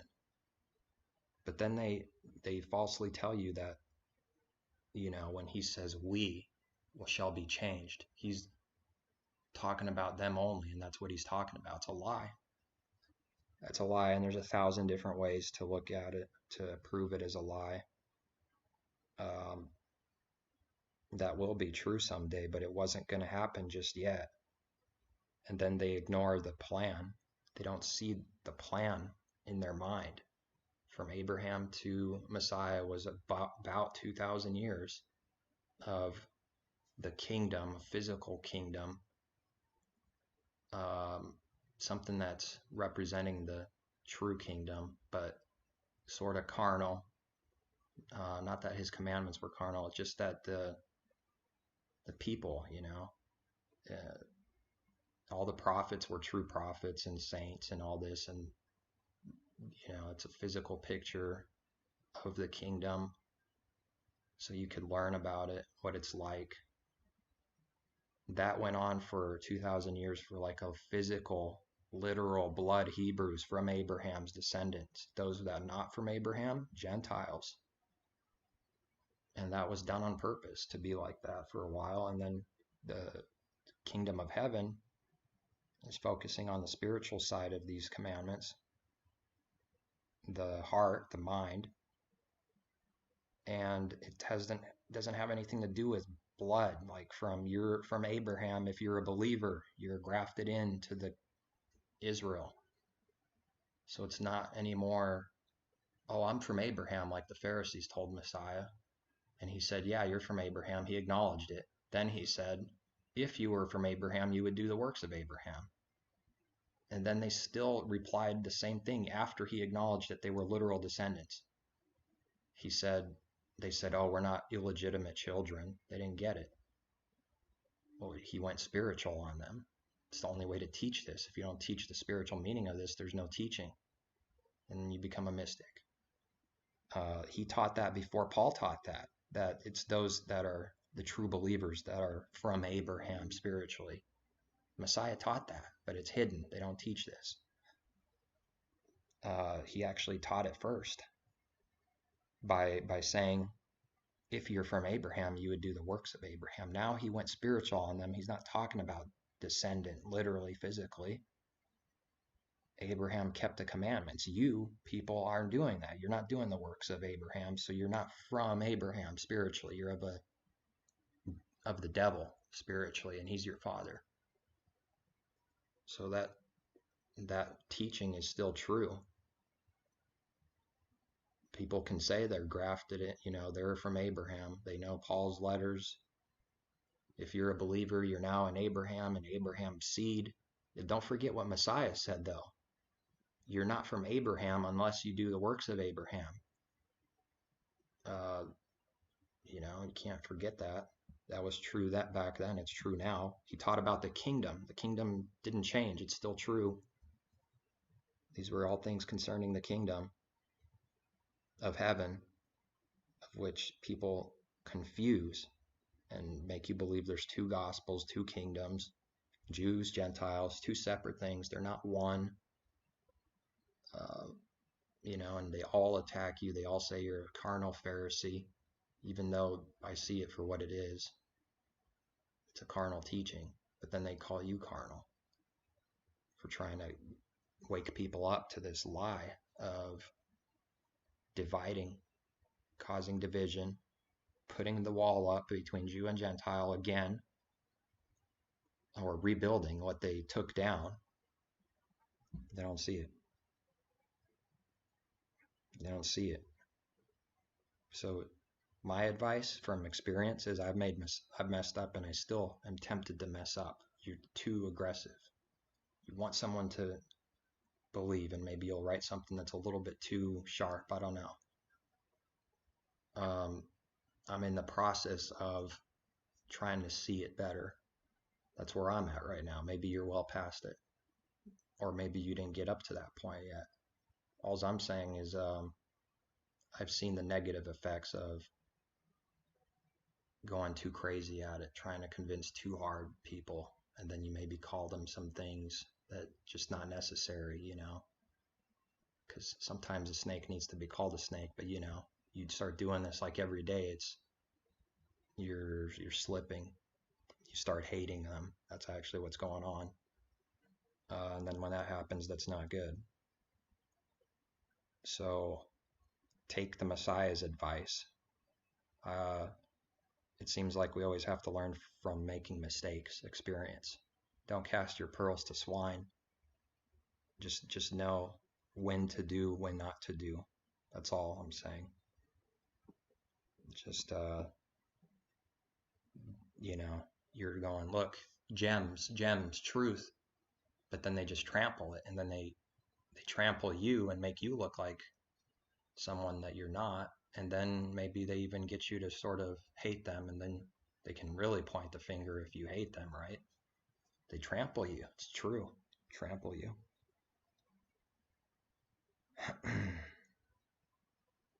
It's not that you can't say anything. It's just there's a certain way, I think, certain situations where you're better off like not to say anything, or maybe something very simple with no expectations. Don't just throw a bunch of gems everywhere to people who are ready to trample you. Because so far I've seen the negative effects of that. It wasn't good.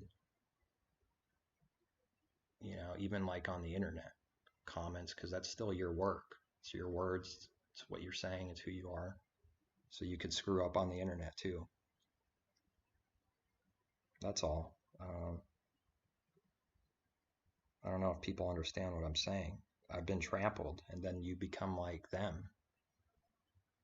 You become hateful, and then when you become hateful, you're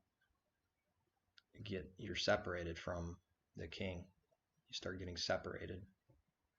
You have to repent. That's like the only way back. It would be better if you didn't have to repent. That's all I'm saying. Just avoid it altogether. But for the sake of experience, I guess it has to happen at least once, because those words exist. don't cast your pearls to swine. All the saints will do that at least once just because he said not to. Now, that's something I found out to be true for myself. I think that's true. Everyone will do it at least once. They will break the message, they will break the words and not do it. Then they have to figure out what that means and not do it.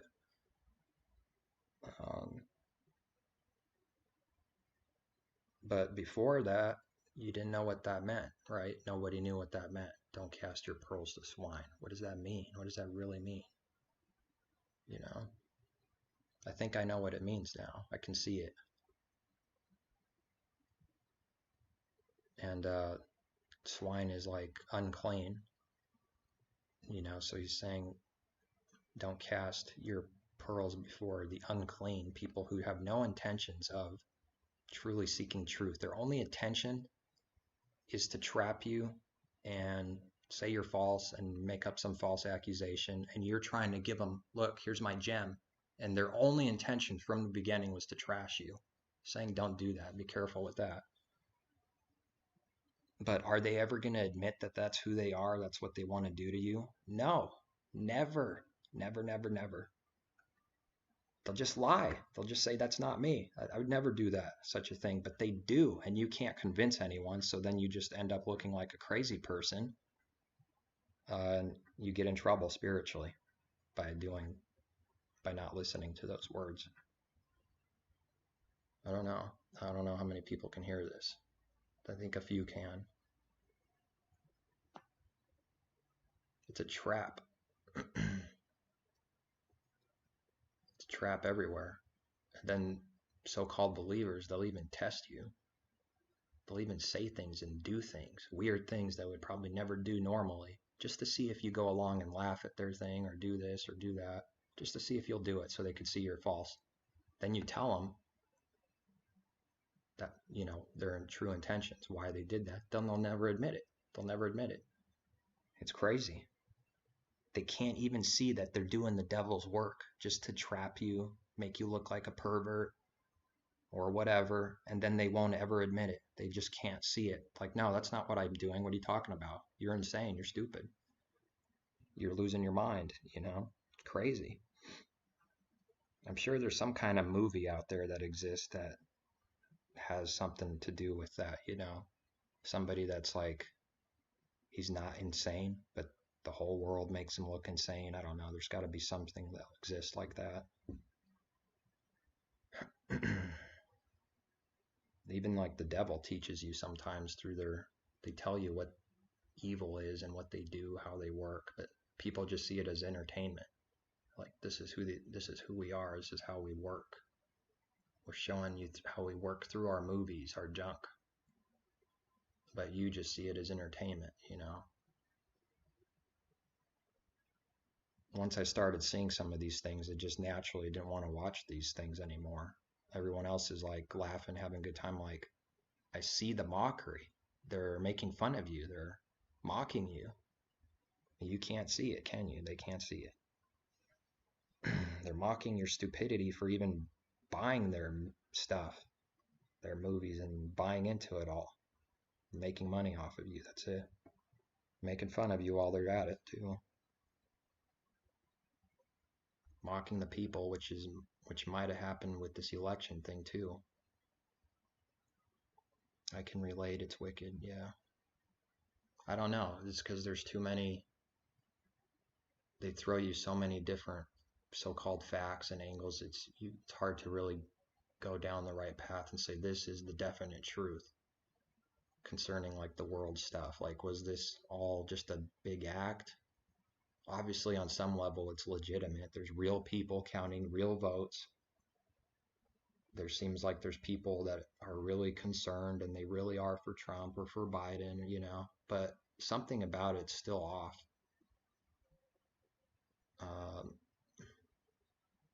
I don't know what else to say, you know, something about it's off. Like when they tell you, like Joe Biden tells you before the election, a week before, a few days before, thanking the people and saying we pulled off the biggest voters fraud thing in history. Like he literally said that, pretty much word for word or slightly different, same meaning. I don't know what to think of that. he told you that's the context. It's like I checked it out. I've looked at it. That's the context. He's not, that's what he actually said. Some people found out and they posted links and they said, look, this is what he said. But no one cares. It's crazy. No one cares. Big deal. You know? How could half the nation vote for someone that says we pulled off a big fraudulent stunt? That's what it's going to be. So he knew about it. Trump knew about it. He said for a long time before, you know, he got everyone in that mindset at the rallies. People watch him on YouTube, that there would be a fraud. Like when something goes wrong, then all the people would go, oh, I remember when Trump said they must be committing fraud, because he said that, you know, he warned us about it. He told us it was going to happen. So I don't know. It just seems crazy to me. They knew. They knew for sure. They knew 100%. Does that mean anything? I don't know if it means anything or not. That's getting into like conspiracy stuff, I guess, but trying to call something like that. I don't, it's hard to say. I don't know for sure. You know, what do you think? Is it legitimate? Is really all legit and genuine? Or was there some kind of intentional thing to this thing to cause more division? That no matter who wins, there's going to be a group of people in the country that are going to be blazing and fuming. Doesn't even matter who wins. Biden wins, the Trump people are going to say it was wicked and that he cheated. If Trump wins, all the Biden people are going to say, oh, he stole the election by saying it was fraud, you know, and stopped the votes and all this counting and stuff. It's just massive division and hatred. That's what I see the fruit of that. I don't know if they plan that or if it's just because the people are evil and this is what they get. I don't know. But that's what I think it's going to be insane. Whoever's inaugurated, watch it. It's going to be an insane country. There's going to be, most likely there's going to be people, you know, going in rallies and destroying stuff. Maybe not, but that's what I see. I can't see any other way, no matter who wins now, because it looked like he was going to win, Trump. Then it looked like Biden's going to win, and now it's like maybe Trump still could win because it's not 100% over yet. So it's like whoever wins, there's going to be a lot of tension, and both sides will say cheating and fraud. Both sides will do that. I mean, both can't be true. You could see that, right? Both sides can't be true. Or maybe it can. It's going to be a dark winter. I think so. But I try not to focus on like the world's darkness, but everyone else is partying and having a good time though. It's not that I'm having a horrible time or something, like making it sound like it's terrible. It's just that they can't discern between what is of the world and what's not of the world. You can't convince people. They just have to see it for themselves. You can't tell someone they're not of the world. They're just going to deny it. 100% of the hunters, every time, all of them.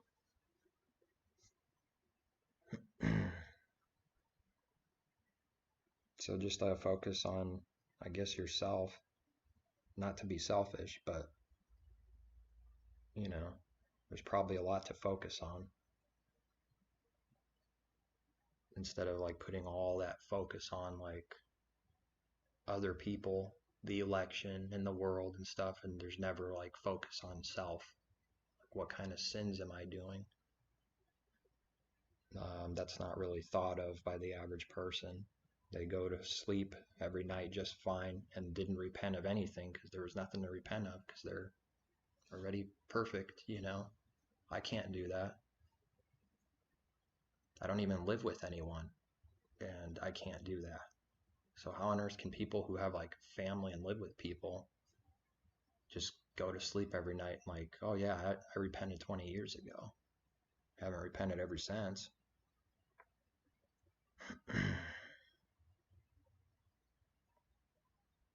It's just necessary. It's part of the process. All the churches of Asia were told to repent. I think all of them. There might have been one that was like a little bit more true or something that didn't have as much sin, I guess. But Biden also said that. Oh, okay, I see. So that's a quote. It's not just, okay. I'll have to find that on YouTube. Biden's, they do tell you things. What you just have to know how to pick them out. They tell you things that are going to happen, but you have to like pluck it out. There's a bunch of lies and then you pluck it out. If someone was paying attention, they would have known that this fraud voters thing was going to happen a year ago. They would have known. They could have plucked it out. I didn't do that. I didn't spend time trying to do that. But you would have known if you paid attention. So I don't know why they have to do that. It seems like the devil has to give up itself for people that seek truth. Like he has to do that some way, somehow, tell you what's going to happen. That's what I see. I don't know. It's just what I've found out to be pretty stunningly true and consistent. They always tell you, and I fully believe that if someone was paying attention and focusing on it, it's hard to do that. Why someone would do that, I don't know, because you got entertainment, you got the work, you got life, you're not thinking about anything. They told you Corona was coming, they didn't. Maybe they didn't say Corona itself, but like something like a virus was going to come. I'm pretty sure they did that. There's evidence for it, where there's strange quotes mixed through all kinds of different videos from the past that if you put it all together, it sure sounds like they knew it was coming. It's weird to me, but that's what I see. That's what I see, I think. And lately, it's not been good. I just pay just enough attention to know what that message is. Lately, it's been like apocalyptical messages in the music, TV shows, which I don't even have, but just looking on the internet, getting a feel for what the new stuff is. It's been more like apocalyptical tyranny, destruction all over with like robots and just weird stuff, zombies. I guess the average person would probably be laughing and stuff, but I see it as they're painting a picture of some kind of nasty destruction that's going to come. Maybe a market collapse, I don't know. I think something major has to happen in the coming days, coming years, shortly. Something major has to happen for them to get what they want with the system, the control, the power. It's not there yet. They don't have enough control. They have a lot, but they need more. They need to control your bank account completely and totally, I think. Just click a button and you're screwed. You're done. Cash is dead. It has to be disclosed, and or they enjoy taunting us. I think they do enjoy taunting too. Like I said, it's hard to know for sure, pick it out, but there are signs. Some of this stuff is true. I think very few people know. Like most people are genuinely deceived, I think, in the industry in Hollywood. But I think they know some things, though. I just don't know how much or how deceived they are.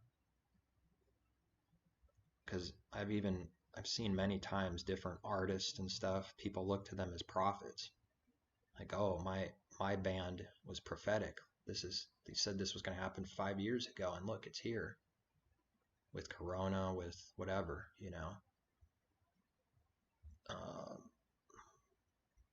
So I think they know some things. I don't know. I don't know that I'd want to know what goes on, but I kind of do in a way. Not really, but I don't think their ideas are original from themselves purely. A lot of these artists and stuff. It's got some kind of like influence from the devil himself. Um, it's nasty. They pretend like they love you, but they really don't. They don't love you. You know, they just use the crowd and they get rich off the crowd. I don't think, maybe there is some kind of carnal connection, you know, I don't know. It can't be a true love though, because they're not of the Father. So it's not a true, if something were to happen, they would ditch instantly. There wouldn't be a true love for the people, I don't think. I think I need to end this video.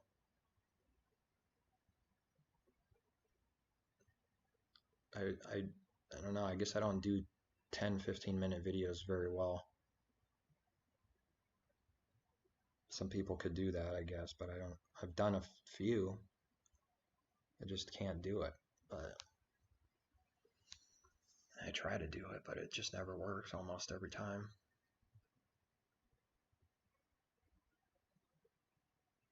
And I admit there's no one to talk to, so I guess I just end up talking to a screen, and then people can see, because that's all I say.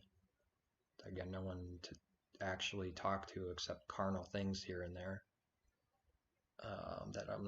That's not like high priority. It's down over here, but people have that as number one priority. I'm just like not interested. I'm just happy to survive. That's all. If I could survive like physically, that's okay with me. That's enough. I don't need any more. But the world is always tempting you. There's so many people on YouTube, so many ads for get rich quick with the money and stuff. Left and right. It's constantly on my phone, on the internet. People with, I'm not saying like business is necessarily bad for a believer. It's just, I think for most though, it wouldn't be good though. You start chasing that. I don't know if people can handle it, because there's a lot to think about. There's a lot to take care of with a legitimate business. I'm not saying it's not possible. That's like for each person themselves. It's not for me to say yes or no to someone else. It's knowing people, working for people, and there's a lot to think about going on, to protect, to grow. All your time and energy is put into it, and if you don't have time and energy for the kingdom, then it's just going to shrink away and die. That's my thoughts on that, but it seems more like a trap to become rich, it seems more like a trap. If you become rich all of a sudden, we got verses on that. It's not that it's impossible, it's just that this is likely what's going to happen to rich people. And I guess everyone has their definition of what rich is, maybe, but they should see they're already rich if they have everything they need. That should be good enough for rich, but I know it's not the world's definition of rich, but when you become the world's definition of rich, it's a snare. It's a trap. I just can't think of the words right now. I don't know why. It brings sorrow, many pangs, or like problems. It's a trap. It's a trap. Very good potential to be trapped. Because then you start loving the world. And if that happens, then the love of the Father is not in you. So none of the disciples were like filthy rich, and Apostle Paul was just getting along, didn't have too much more than that. I don't think most of the prophets, they weren't, people say Abraham and give an example. Abraham had some stuff.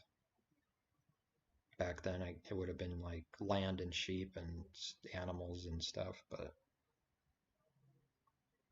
one thing they fail to take into account is that that's a physical example of the Father blessing someone, but this blessing is spiritual.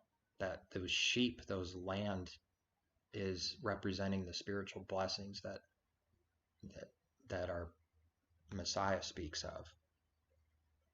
The things of heaven that don't rust and corrupt. These are invisible things right now that we don't have fully. But if they want to call it mystic, I guess that's fine. That's what they'll do. But these spiritual blessings are not, physical things. They're being stored up. You don't have the actual thing fully, but you have like a spiritual blessing. That's what he's talking about. But people don't want what they can't see or touch. What's that? That's nothing to them. So they go falsely to Abraham and say,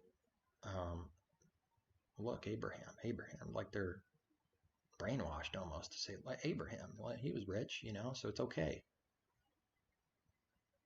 There's a fine line there. It's possible someone could be rich. But it's not good usually most of the time. It's usually not good to be filthy loaded and, living in excess and all this stuff. But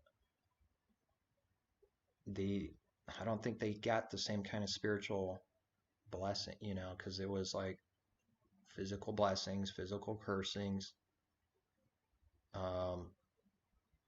keep the commandments physically, and if you don't spiritually, I don't know that there was very much of a punishment for that. If you kept the commandments physically, you were doing good, you would have been a saint. I'm not saying there wasn't more to it, I just think it was more physical focused, a natural representation of something higher, the kingdom of heaven. All those commandments have a higher meaning, and you live that. That's the battle, spiritual. Here's the physical example down here. Jerusalem, Israel, everything in it. All the prophets, the priest, the sacrifice of lambs and animals all have like a higher meaning that's going on right now. And when you sin spiritually, he's sacrificing for those spiritual sins, like, I hate that person, or he's a loser and ugly, that's like that's a sin, and he's sacrificing, not physical animals, atoning for those spiritual sins. So I think it's false to go back to Abraham and use the physical picture, because they were blessed on more of a carnal level, I think. And the saints were still saints. There's a teacher I know of, he's not alive anymore, but he said it boldly. David will not be in the kingdom. He was not a true saint. And obviously all the other ones wouldn't be either. And then they get so blinded when they believe that and teach that. And this teacher taught, none of them, they were all carnal. And he started to see some of the things I see, but he took that in a way different direction. He said that all the saints were carnal and that they were basically evil, I guess, because they're not going to be in the kingdom, because he's comparing Messiah and someone that lives, spiritual things of don't hate, that's murder, and saying that they won't be in the kingdom, when Messiah says Abraham, Isaac, Jacob will be in the kingdom of heaven.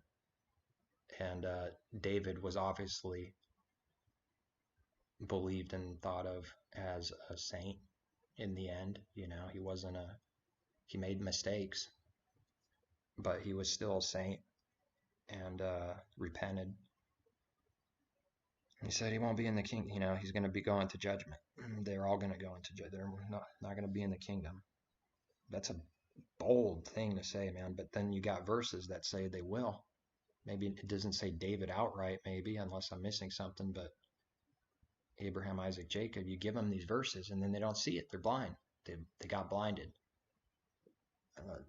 How does that happen? Because the teacher had so much good truth, so much truth that I agreed with and could see as truth. And then there was a couple few things he taught that was absolute total nonsense also. I hope I don't have any of that, but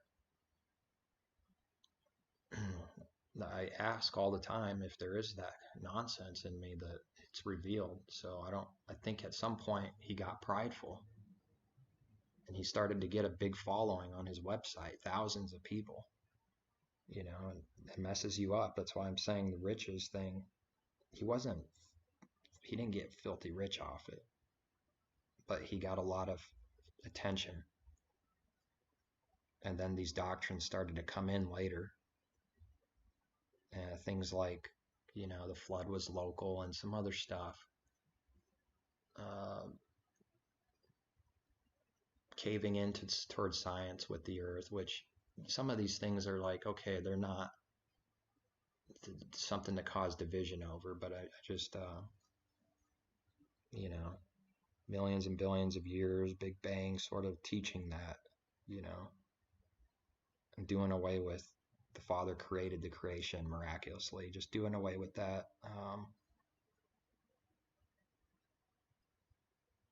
Yeah, it's a trap. People who love, true science is fine.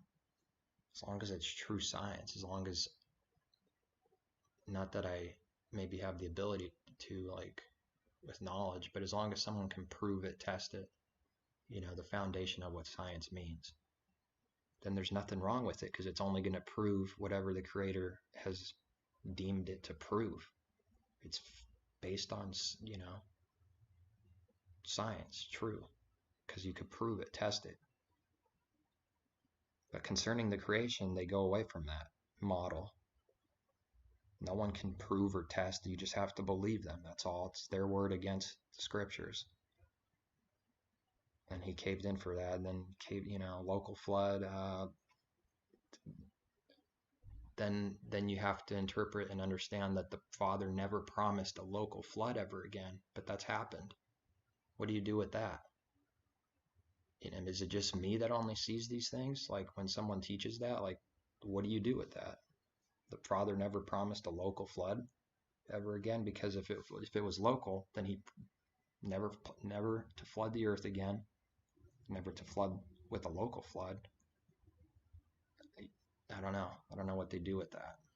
It's crazy.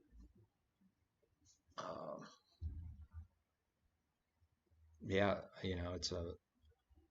you would have to believe in some kind of miracle, something major happened, obviously, but they cave into science and nothing really major happens. So the best they can connect it is with the local flood. I'm still a Bible believer, but it was local flood because I'm catering into what science says concerning creation and judgment and stuff. Why would the devil tell you the truth about man's sin and corruption and judgment? They can't do that. They don't want someone telling them that they're sinning. We know that. It's like even Christians get that right and could say that. Most of them, It's true. It's not everything they say is a lie. But then if you're a true believer, that's all that's going on.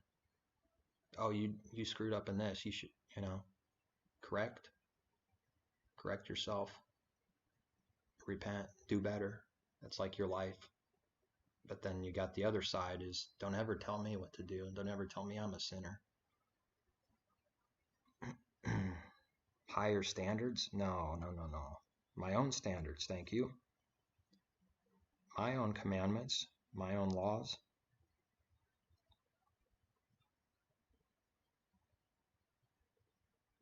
The whole world is filled with laws. It's everywhere. The creation itself is lawful. It has laws, and people count on those laws just to live. They're steady, they're consistent. But when it comes to spiritual truth, how to live, law is a bad word all of a sudden. Don't talk to me about laws. Israelites kept laws. We have freedom and liberty, you know. They're not getting it. They're not getting it. They're not understanding that Abraham had faith. That's why he gives a list of all the people who had faith. You know, it was always by faith. It was never, look, let me see how good you can keep everything. You know, it was trusting in the Father to do all these things. And when you screw up, you repent. That's called faith. As far as I can see and understand, that's how it's always been. They had to have faith. So when they started screwing up in the desert, they didn't have faith. They started complaining and showing the fruit of their lack of faith. You know, they started saying stupid things after seeing a bunch of miracles in their life in the past. Now they're acting like they never happened. But that happens all the time. You've seen some things and you know they're true. But then that devil creeps in and says, maybe that was just like something not from the Father. Like, you know, he makes you forget. It happens all the time. I know that happens to me. Those examples are because they happen to you. You just got to acknowledge it and see it. And then you can go, oh, wow, you know, I will do that. And I'm tempted to do that, but I shouldn't do that the best I can. I shouldn't do that. The disciples did it before they received the Spirit. They had a miracle, huge miracles, and then they acted as if the Father could do nothing, or the Messiah could do nothing, you know. They acted as if it never happened, just like the Israelites did, right? That's what we read. That he even says, don't you remember last time how we did this? What's going on, you people of little faith? So that faith thing is going to try to come and attack the lack of faith. Like, you start forgetting what he did in the past. It's going to come. And some people, it traps them and they forget. Obviously, whoever the chosen are, they ultimately won't forget. But I don't know of any verse that says like we could go around saying we're chosen. Paul didn't act like that. He definitely didn't act like that. Confidence? Sure. Going around saying I'm chosen? I don't think so. The only time he could say I finished the race was like right before he was going to die. And he didn't do that. He didn't go around doing that before that. So it's like a fine line there too. You could have confidence, but the flip side is pride. Like, I'm chosen. I'm going to teach everyone I'm chosen. I can't do that. Some people do that. They make like an emphasis on, like, if I believe in the doctrine of chosen predestination, that means because I believe this doctrine, that means that's who I am. It's so stupid. But everyone falls for it at first, you know. You might have fell for it. It's prideful. It's stupid to talk like that. Believe that, sure, have that confidence, but don't go around talking like that and believing that and telling people that. You know, like, I guess Calvinist, you know, whatever. After some man, we're not even supposed to do that. Calvinist. I'm a Calvinist. I'm of a man. Then Paul warned the people that you guys who bewitched you, who did this witchcraft on you. You're saying I'm of Paul, I'm of Calvin, I'm of this, I'm of that. And people do it. It says not to do it, they do it. So I'm not a Calvinist, I'm not any of those names, because then I would be not even agreeing with the truth and start lying and doing exactly what he warned them that they were doing. You're not going to trap me, you people, and try to get me to say who I am, you know, if I'm of some man. Don't do that. Don't fall for that trap. Everyone wants to be of somebody, and they want you to be of somebody, because then they could take that, learn about that, and if they don't like something about that, they throw you down with it. That's what they do all the time. So you will be, no, I'm not any of that. I'm not any of this. I'm not any of that. Then they're like clueless. They don't know what to do. They can't throw you down. They want to. Do justly, love mercy, walk humbly before Father, Micah 6. Yeah, that's what someone should say if someone says, who are you? You know, like, get out a verse like that and tell them that's what you should do. I could just see the look on so many faces, you know, if somebody was saying, what denomination are you from? What Baptist, Calvinist, what Lutheran, what, you know, what are you of? And then you give them like a true words. And they're like, what? No, what? Yeah. Like, throw them off the track. Like, they weren't expecting that. They weren't expecting truth, I guess.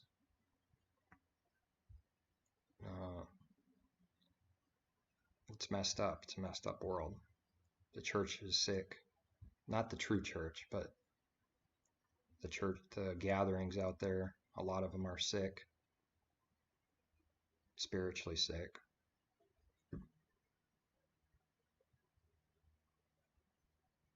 And the way I see it is, if this is not a battle, you're not overcoming. So do justly, love mercy, walk humbly before the Father. Somebody they're not having any kind of battle. They're not becoming those words. It's not possible. Yeah, yes, it does. Sums up beautifully. They're not becoming those words if they're not having any kind of battle. You know, because it's easy to pretend to love someone. It's easy to pretend that you know, when I need to smile, I'll smile. And when I need to do, you know, just the fakery, the masks, all that stuff. Junk. That's like the exact opposite of what you want to become. You just want to be real, who you are becoming. No fakery. No pretending constantly, which is like, the world is like, it loves doing that. To get more followers, to make more money, pretend, look good, make sure everything looks perfect all the time, you know? Like, that's their true intentions and stuff. That's no good. You know, I think some people, homeless people, have a better understanding than some Christians, man. I think there's some out there that exist. But I don't know. If you never go through to some kind of hardship or like testing, you won't be refined, I guess. You won't be refined ever. You have to go through the refining. The gold has to get dunked in and refined, tested, tried, and eventually, at some point in our life, we'll probably end up like a Job, I think. True believer. I think that might happen to every believer, I'm not sure. Where you seem like you're righteous, but then there's like a fine detail that needs to be burned out, and then destruction just comes. Boom. See if you can handle this, the devil says. And then Job does learn something from it. Of course he did. It wasn't for nothing. Some people make it sound like it was just, oh, it was for nothing. No, it was to refine him even further. Maybe a little pride was hiding in there. You know, I wouldn't wish that on anyone, but you know, I just get the sense that eventually that happens to believers sometime, at some point. Something tragic, something heavy testing. But I don't know for sure, it's the story's in there, so it's in there for a reason. It's because I think it happens to a few people, or it will happen. It's like it has to happen. You have to go through some kind of crazy time or something. I don't know. I feel like if you just have it like the world does so often, then you weren't true. It was a breeze. Life is peachy and no real trials, no testing, no refining. You know, what judgment? Like they often say, what judgment? There's no judgment going on right now. Then who on earth am I? What am I doing here if there's no judgment? I must be the most insane person in the world. But they don't see it because they're not spiritual. They don't have that judgment going on in them, that testing, correction, chastisement because you're a son or a daughter. And judgment is like in the future always, far in the distant future. I think that's how they see it, so many people. And they think it's insane. Man, do they think it's insane. If someone were to say, that person died because that's some kind of judgment. It was not like a random accident. Yeah, I slipped up once. I might have said something that was like way past my understanding. But I saw the fruit of it though. Oh, I saw that they didn't believe at all. Not claiming what I said was right and good at the right time and all that, but I might have said something that was hurtful or something in the past, but I did learn something from it. I saw the scriptures in there, punishing up to the fourth generation, and all these scriptures of how the Father judges people. You can see the physical picture, so you can see this judgment. They don't believe that exists at all. Most of them, I think. At least some of them. I know it's at least some, but I think it's most. But at least some don't believe it at all. It's exactly what the science world tells them. It's all random accidents. That's what they want to believe. I don't believe that. I'm definitely in the minority. I mean, obviously the whole world believes it's just random accidents. But then in the body of people who say they believe, I think would also say that it's random accidents.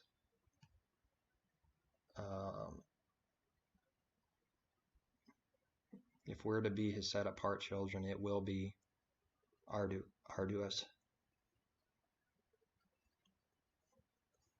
I don't even know if I've ever seen that word before.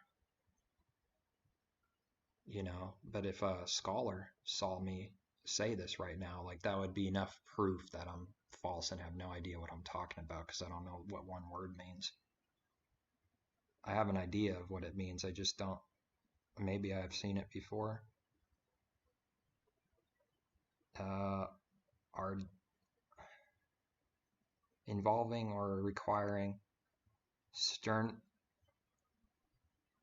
strenuous effort, difficult and tiring. Yeah, so that's a good word. That's a pretty accurate word. I probably have seen this before. It's just very rare that like people use it, I think. Maybe it's not as rare as I think. I don't know. I'm not in a bunch of stuff, so in the world.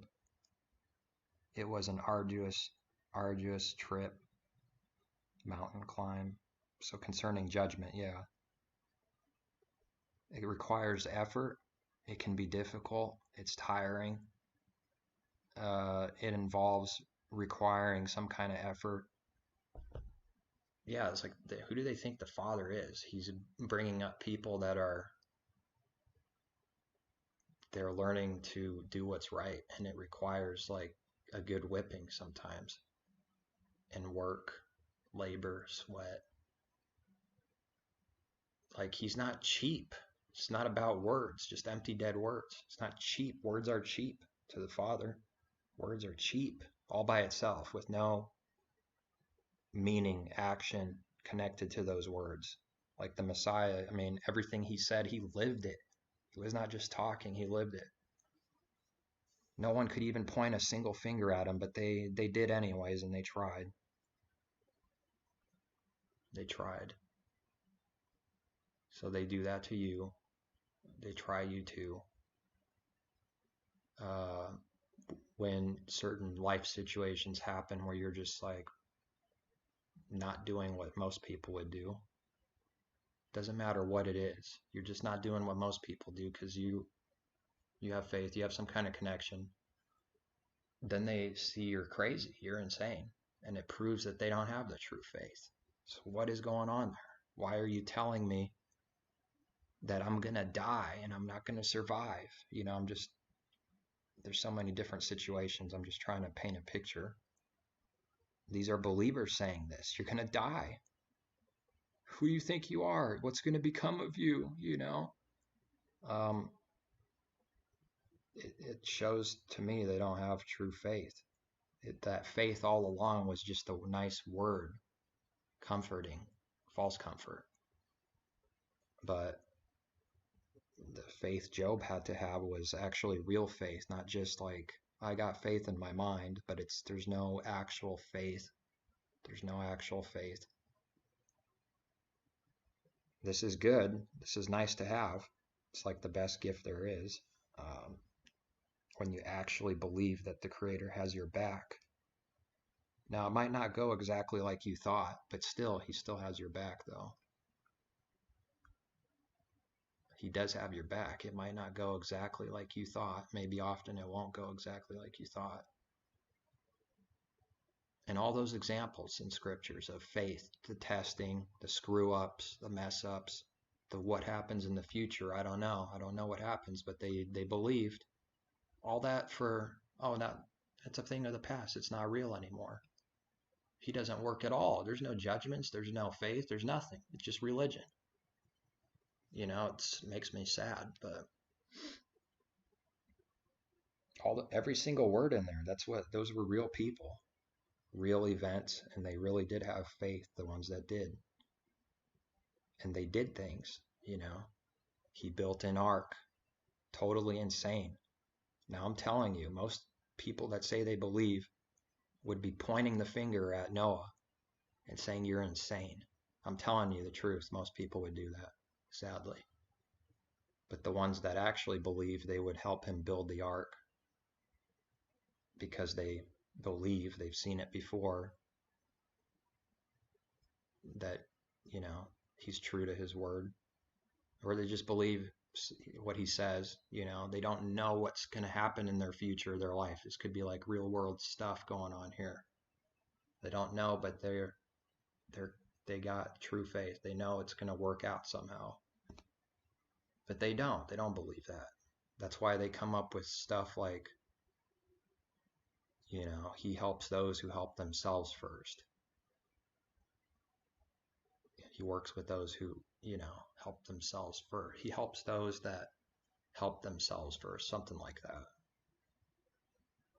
It's not 100% false, but there is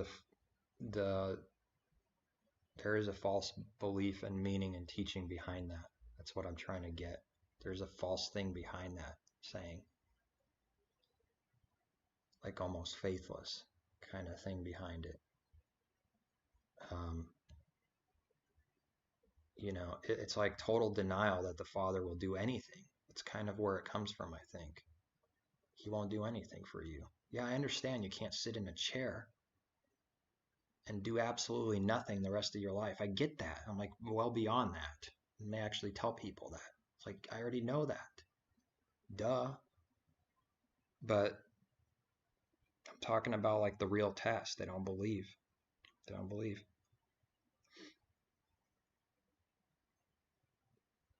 And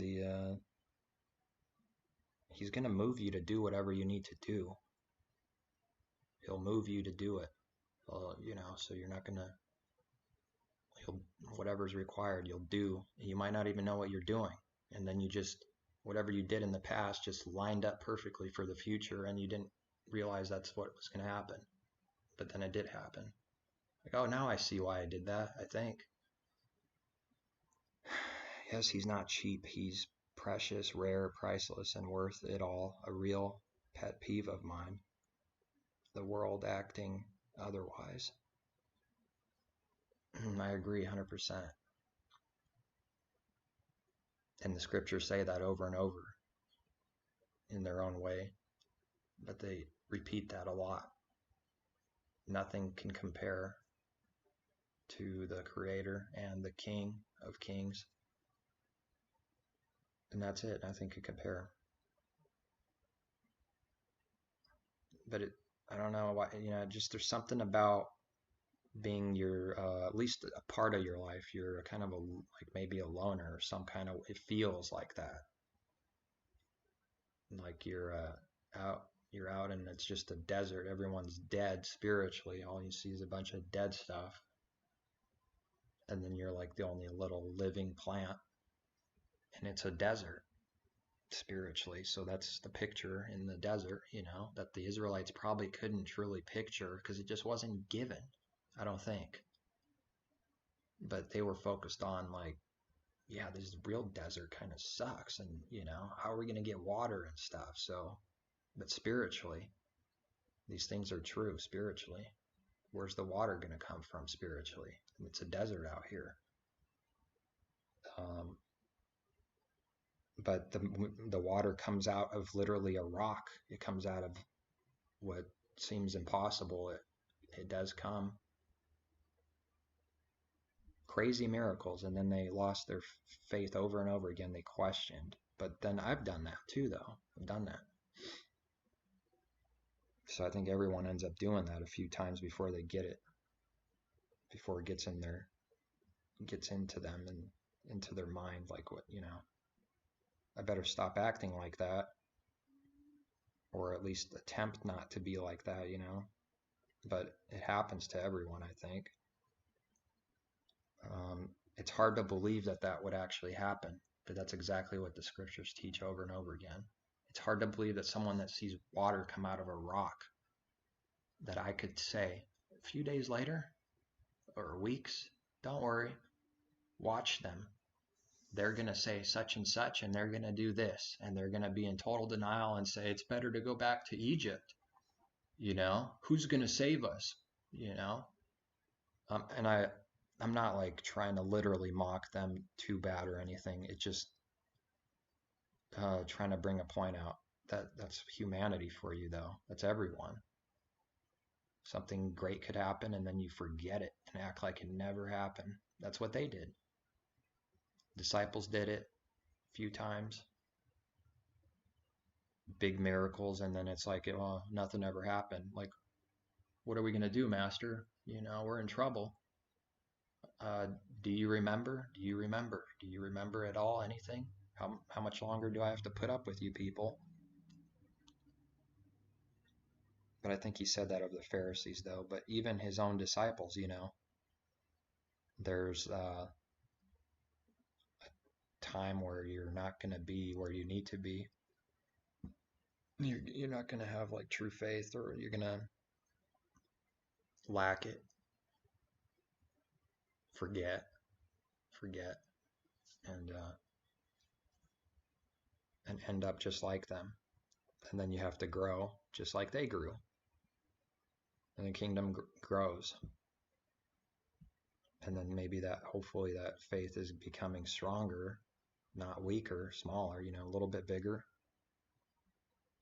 But if you even have just like a mustard seed of the true faith, that could do great things.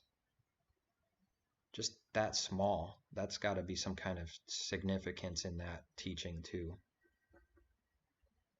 If you have a little tiny bit of the real faith, you got something good. But you could have a whole ton of fake faith and it's worthless. Junk. But if you have just a little bit, man, you don't have, just give me a little bit. I'm not asking for too much. Just a mustard seed, that's all. Then, I'll shut my mouth. I won't complain. Just give me a little bit, just maybe half a mustard seed. If a mustard seed can move a mountain, well, I can still move half a mountain with half a mustard seed. So I wonder what it would be like to have like something this big instead of a little mustard seed of the real faith, like this big. Maybe we're severely limiting whatever we're doing right now. It makes me wonder what I'm lacking. What maybe I could be doing. I don't know. Or that time isn't just ready for me yet. I don't know. Because nothing's impossible with the Father, and I think that's the way we're supposed to live continually. Like nothing's impossible with the Father. That's it. But this world gives you plenty of doubts and stuff coming your way. It's coming at you from all directions. People are going to doubt. The unbelievers, the so-called believers that should be your close brothers, sisters, they'll even throw that in there, this doubt that the Father can't do something. Creator of the world who said become and it became can't do something, like it would be too hard for him. It's nonsense. Total nonsense. You know, and if you don't have anybody around you that believes the same, teaches the same, experiences the same, then you end up like them and faithless.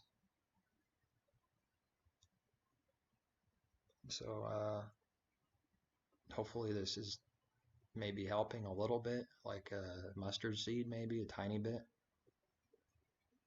in some kind of way, that I'm not a fraud, I'm not fake.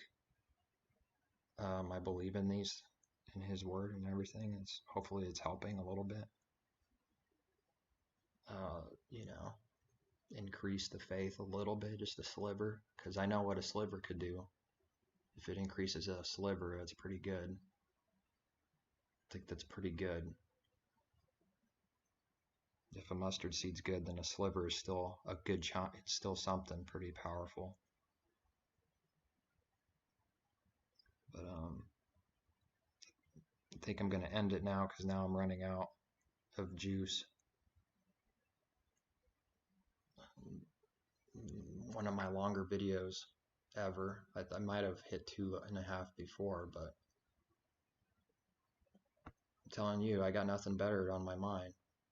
It's to say it in a positive way, not like from, oh great, I got nothing else to do, I might as well do this. That's like the common understanding of, well, I got nothing else to do, so I might as well go and dig a hole or something and help out. Not like that. Like I literally have nothing else better to do, like in a good way. Besides, like, survive. I have to survive and live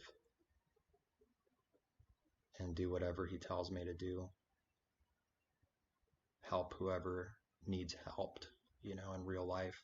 Whatever he tells me, whatever.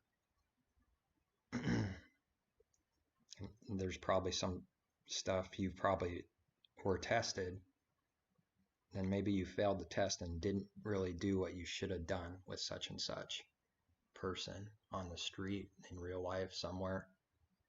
And then you look back and say, yeah, I did screw that up. I didn't act like I'm a true believer or what's going on. But that's going to happen. It's going to happen. It seems like you always have to screw it up a little first, like before you get it right. You know what I'm saying? Hopefully you could hear that. You're right on, Ryan. Thanks for being here. Yeah, no problem. And the train is honking its horn, so I'm going to end the video now. I think you heard that. It's like literally right behind me. A few feet. It's not like right behind me, but where two or more gather. Thank you. Enjoyed the discussion. Yeah, I don't know. Sometimes it makes me wonder if I'm saying anything of any value at all. I don't I just speak. I don't know if it's good or it's not like some videos. It's like orderly, and I just go all over the place. That's how I do it. But I think, I just rely on him for everything. So I don't need a script, I don't need anything. If someone's gonna benefit, then hope that's good. Just a little bit of benefit, and that's it. That's all I would want to see. I don't, there's so many people on YouTube that just, I can't watch because they're, I'm not going to start a whole nother 1 hour thing now on that topic, but, you could see that something's off. Just, you're not genuine, There's too many of those people. But, yeah, this is good for me too, because I don't have anyone to speak. And every time I've tried to speak, not in a hard way, like just about any kind of spiritual truth, something valuable, it just it never works. Even with my own family, I live by myself, but even with my own family, if I go, it's, I can't ever speak about any of it, any truths, nothing. So it's frustrating. So that's why I'm on YouTube, I guess. That's it. That's all I got right now. And that's it. Peace. And I always like to say, trust the Creator for all truth, all things, everything. Believe that He can give it, even if it seems doubtful. Just forget the doubt. If there's something you don't understand, doesn't matter what it is, you can trust the Creator to give. Messiah will give. It's like saying the same thing. Messiah, Creator, the Father, Messiah, they are one of the same Spirit. So I could say Messiah or the Father. They both give. So it doesn't really matter. Both are true. And then that's it. Then you will be given it. You will be given it. It's so hard to try to tell people that just don't believe, He actually puts understanding in you. He gives you the understanding, gives you whatever you need to survive. He'll give it. If you lack wisdom, ask. James, I think, wherever it says that. If you lack wisdom, lack something, whatever, ask. And it's actually a sin to be double-minded. That's like a missing of the mark.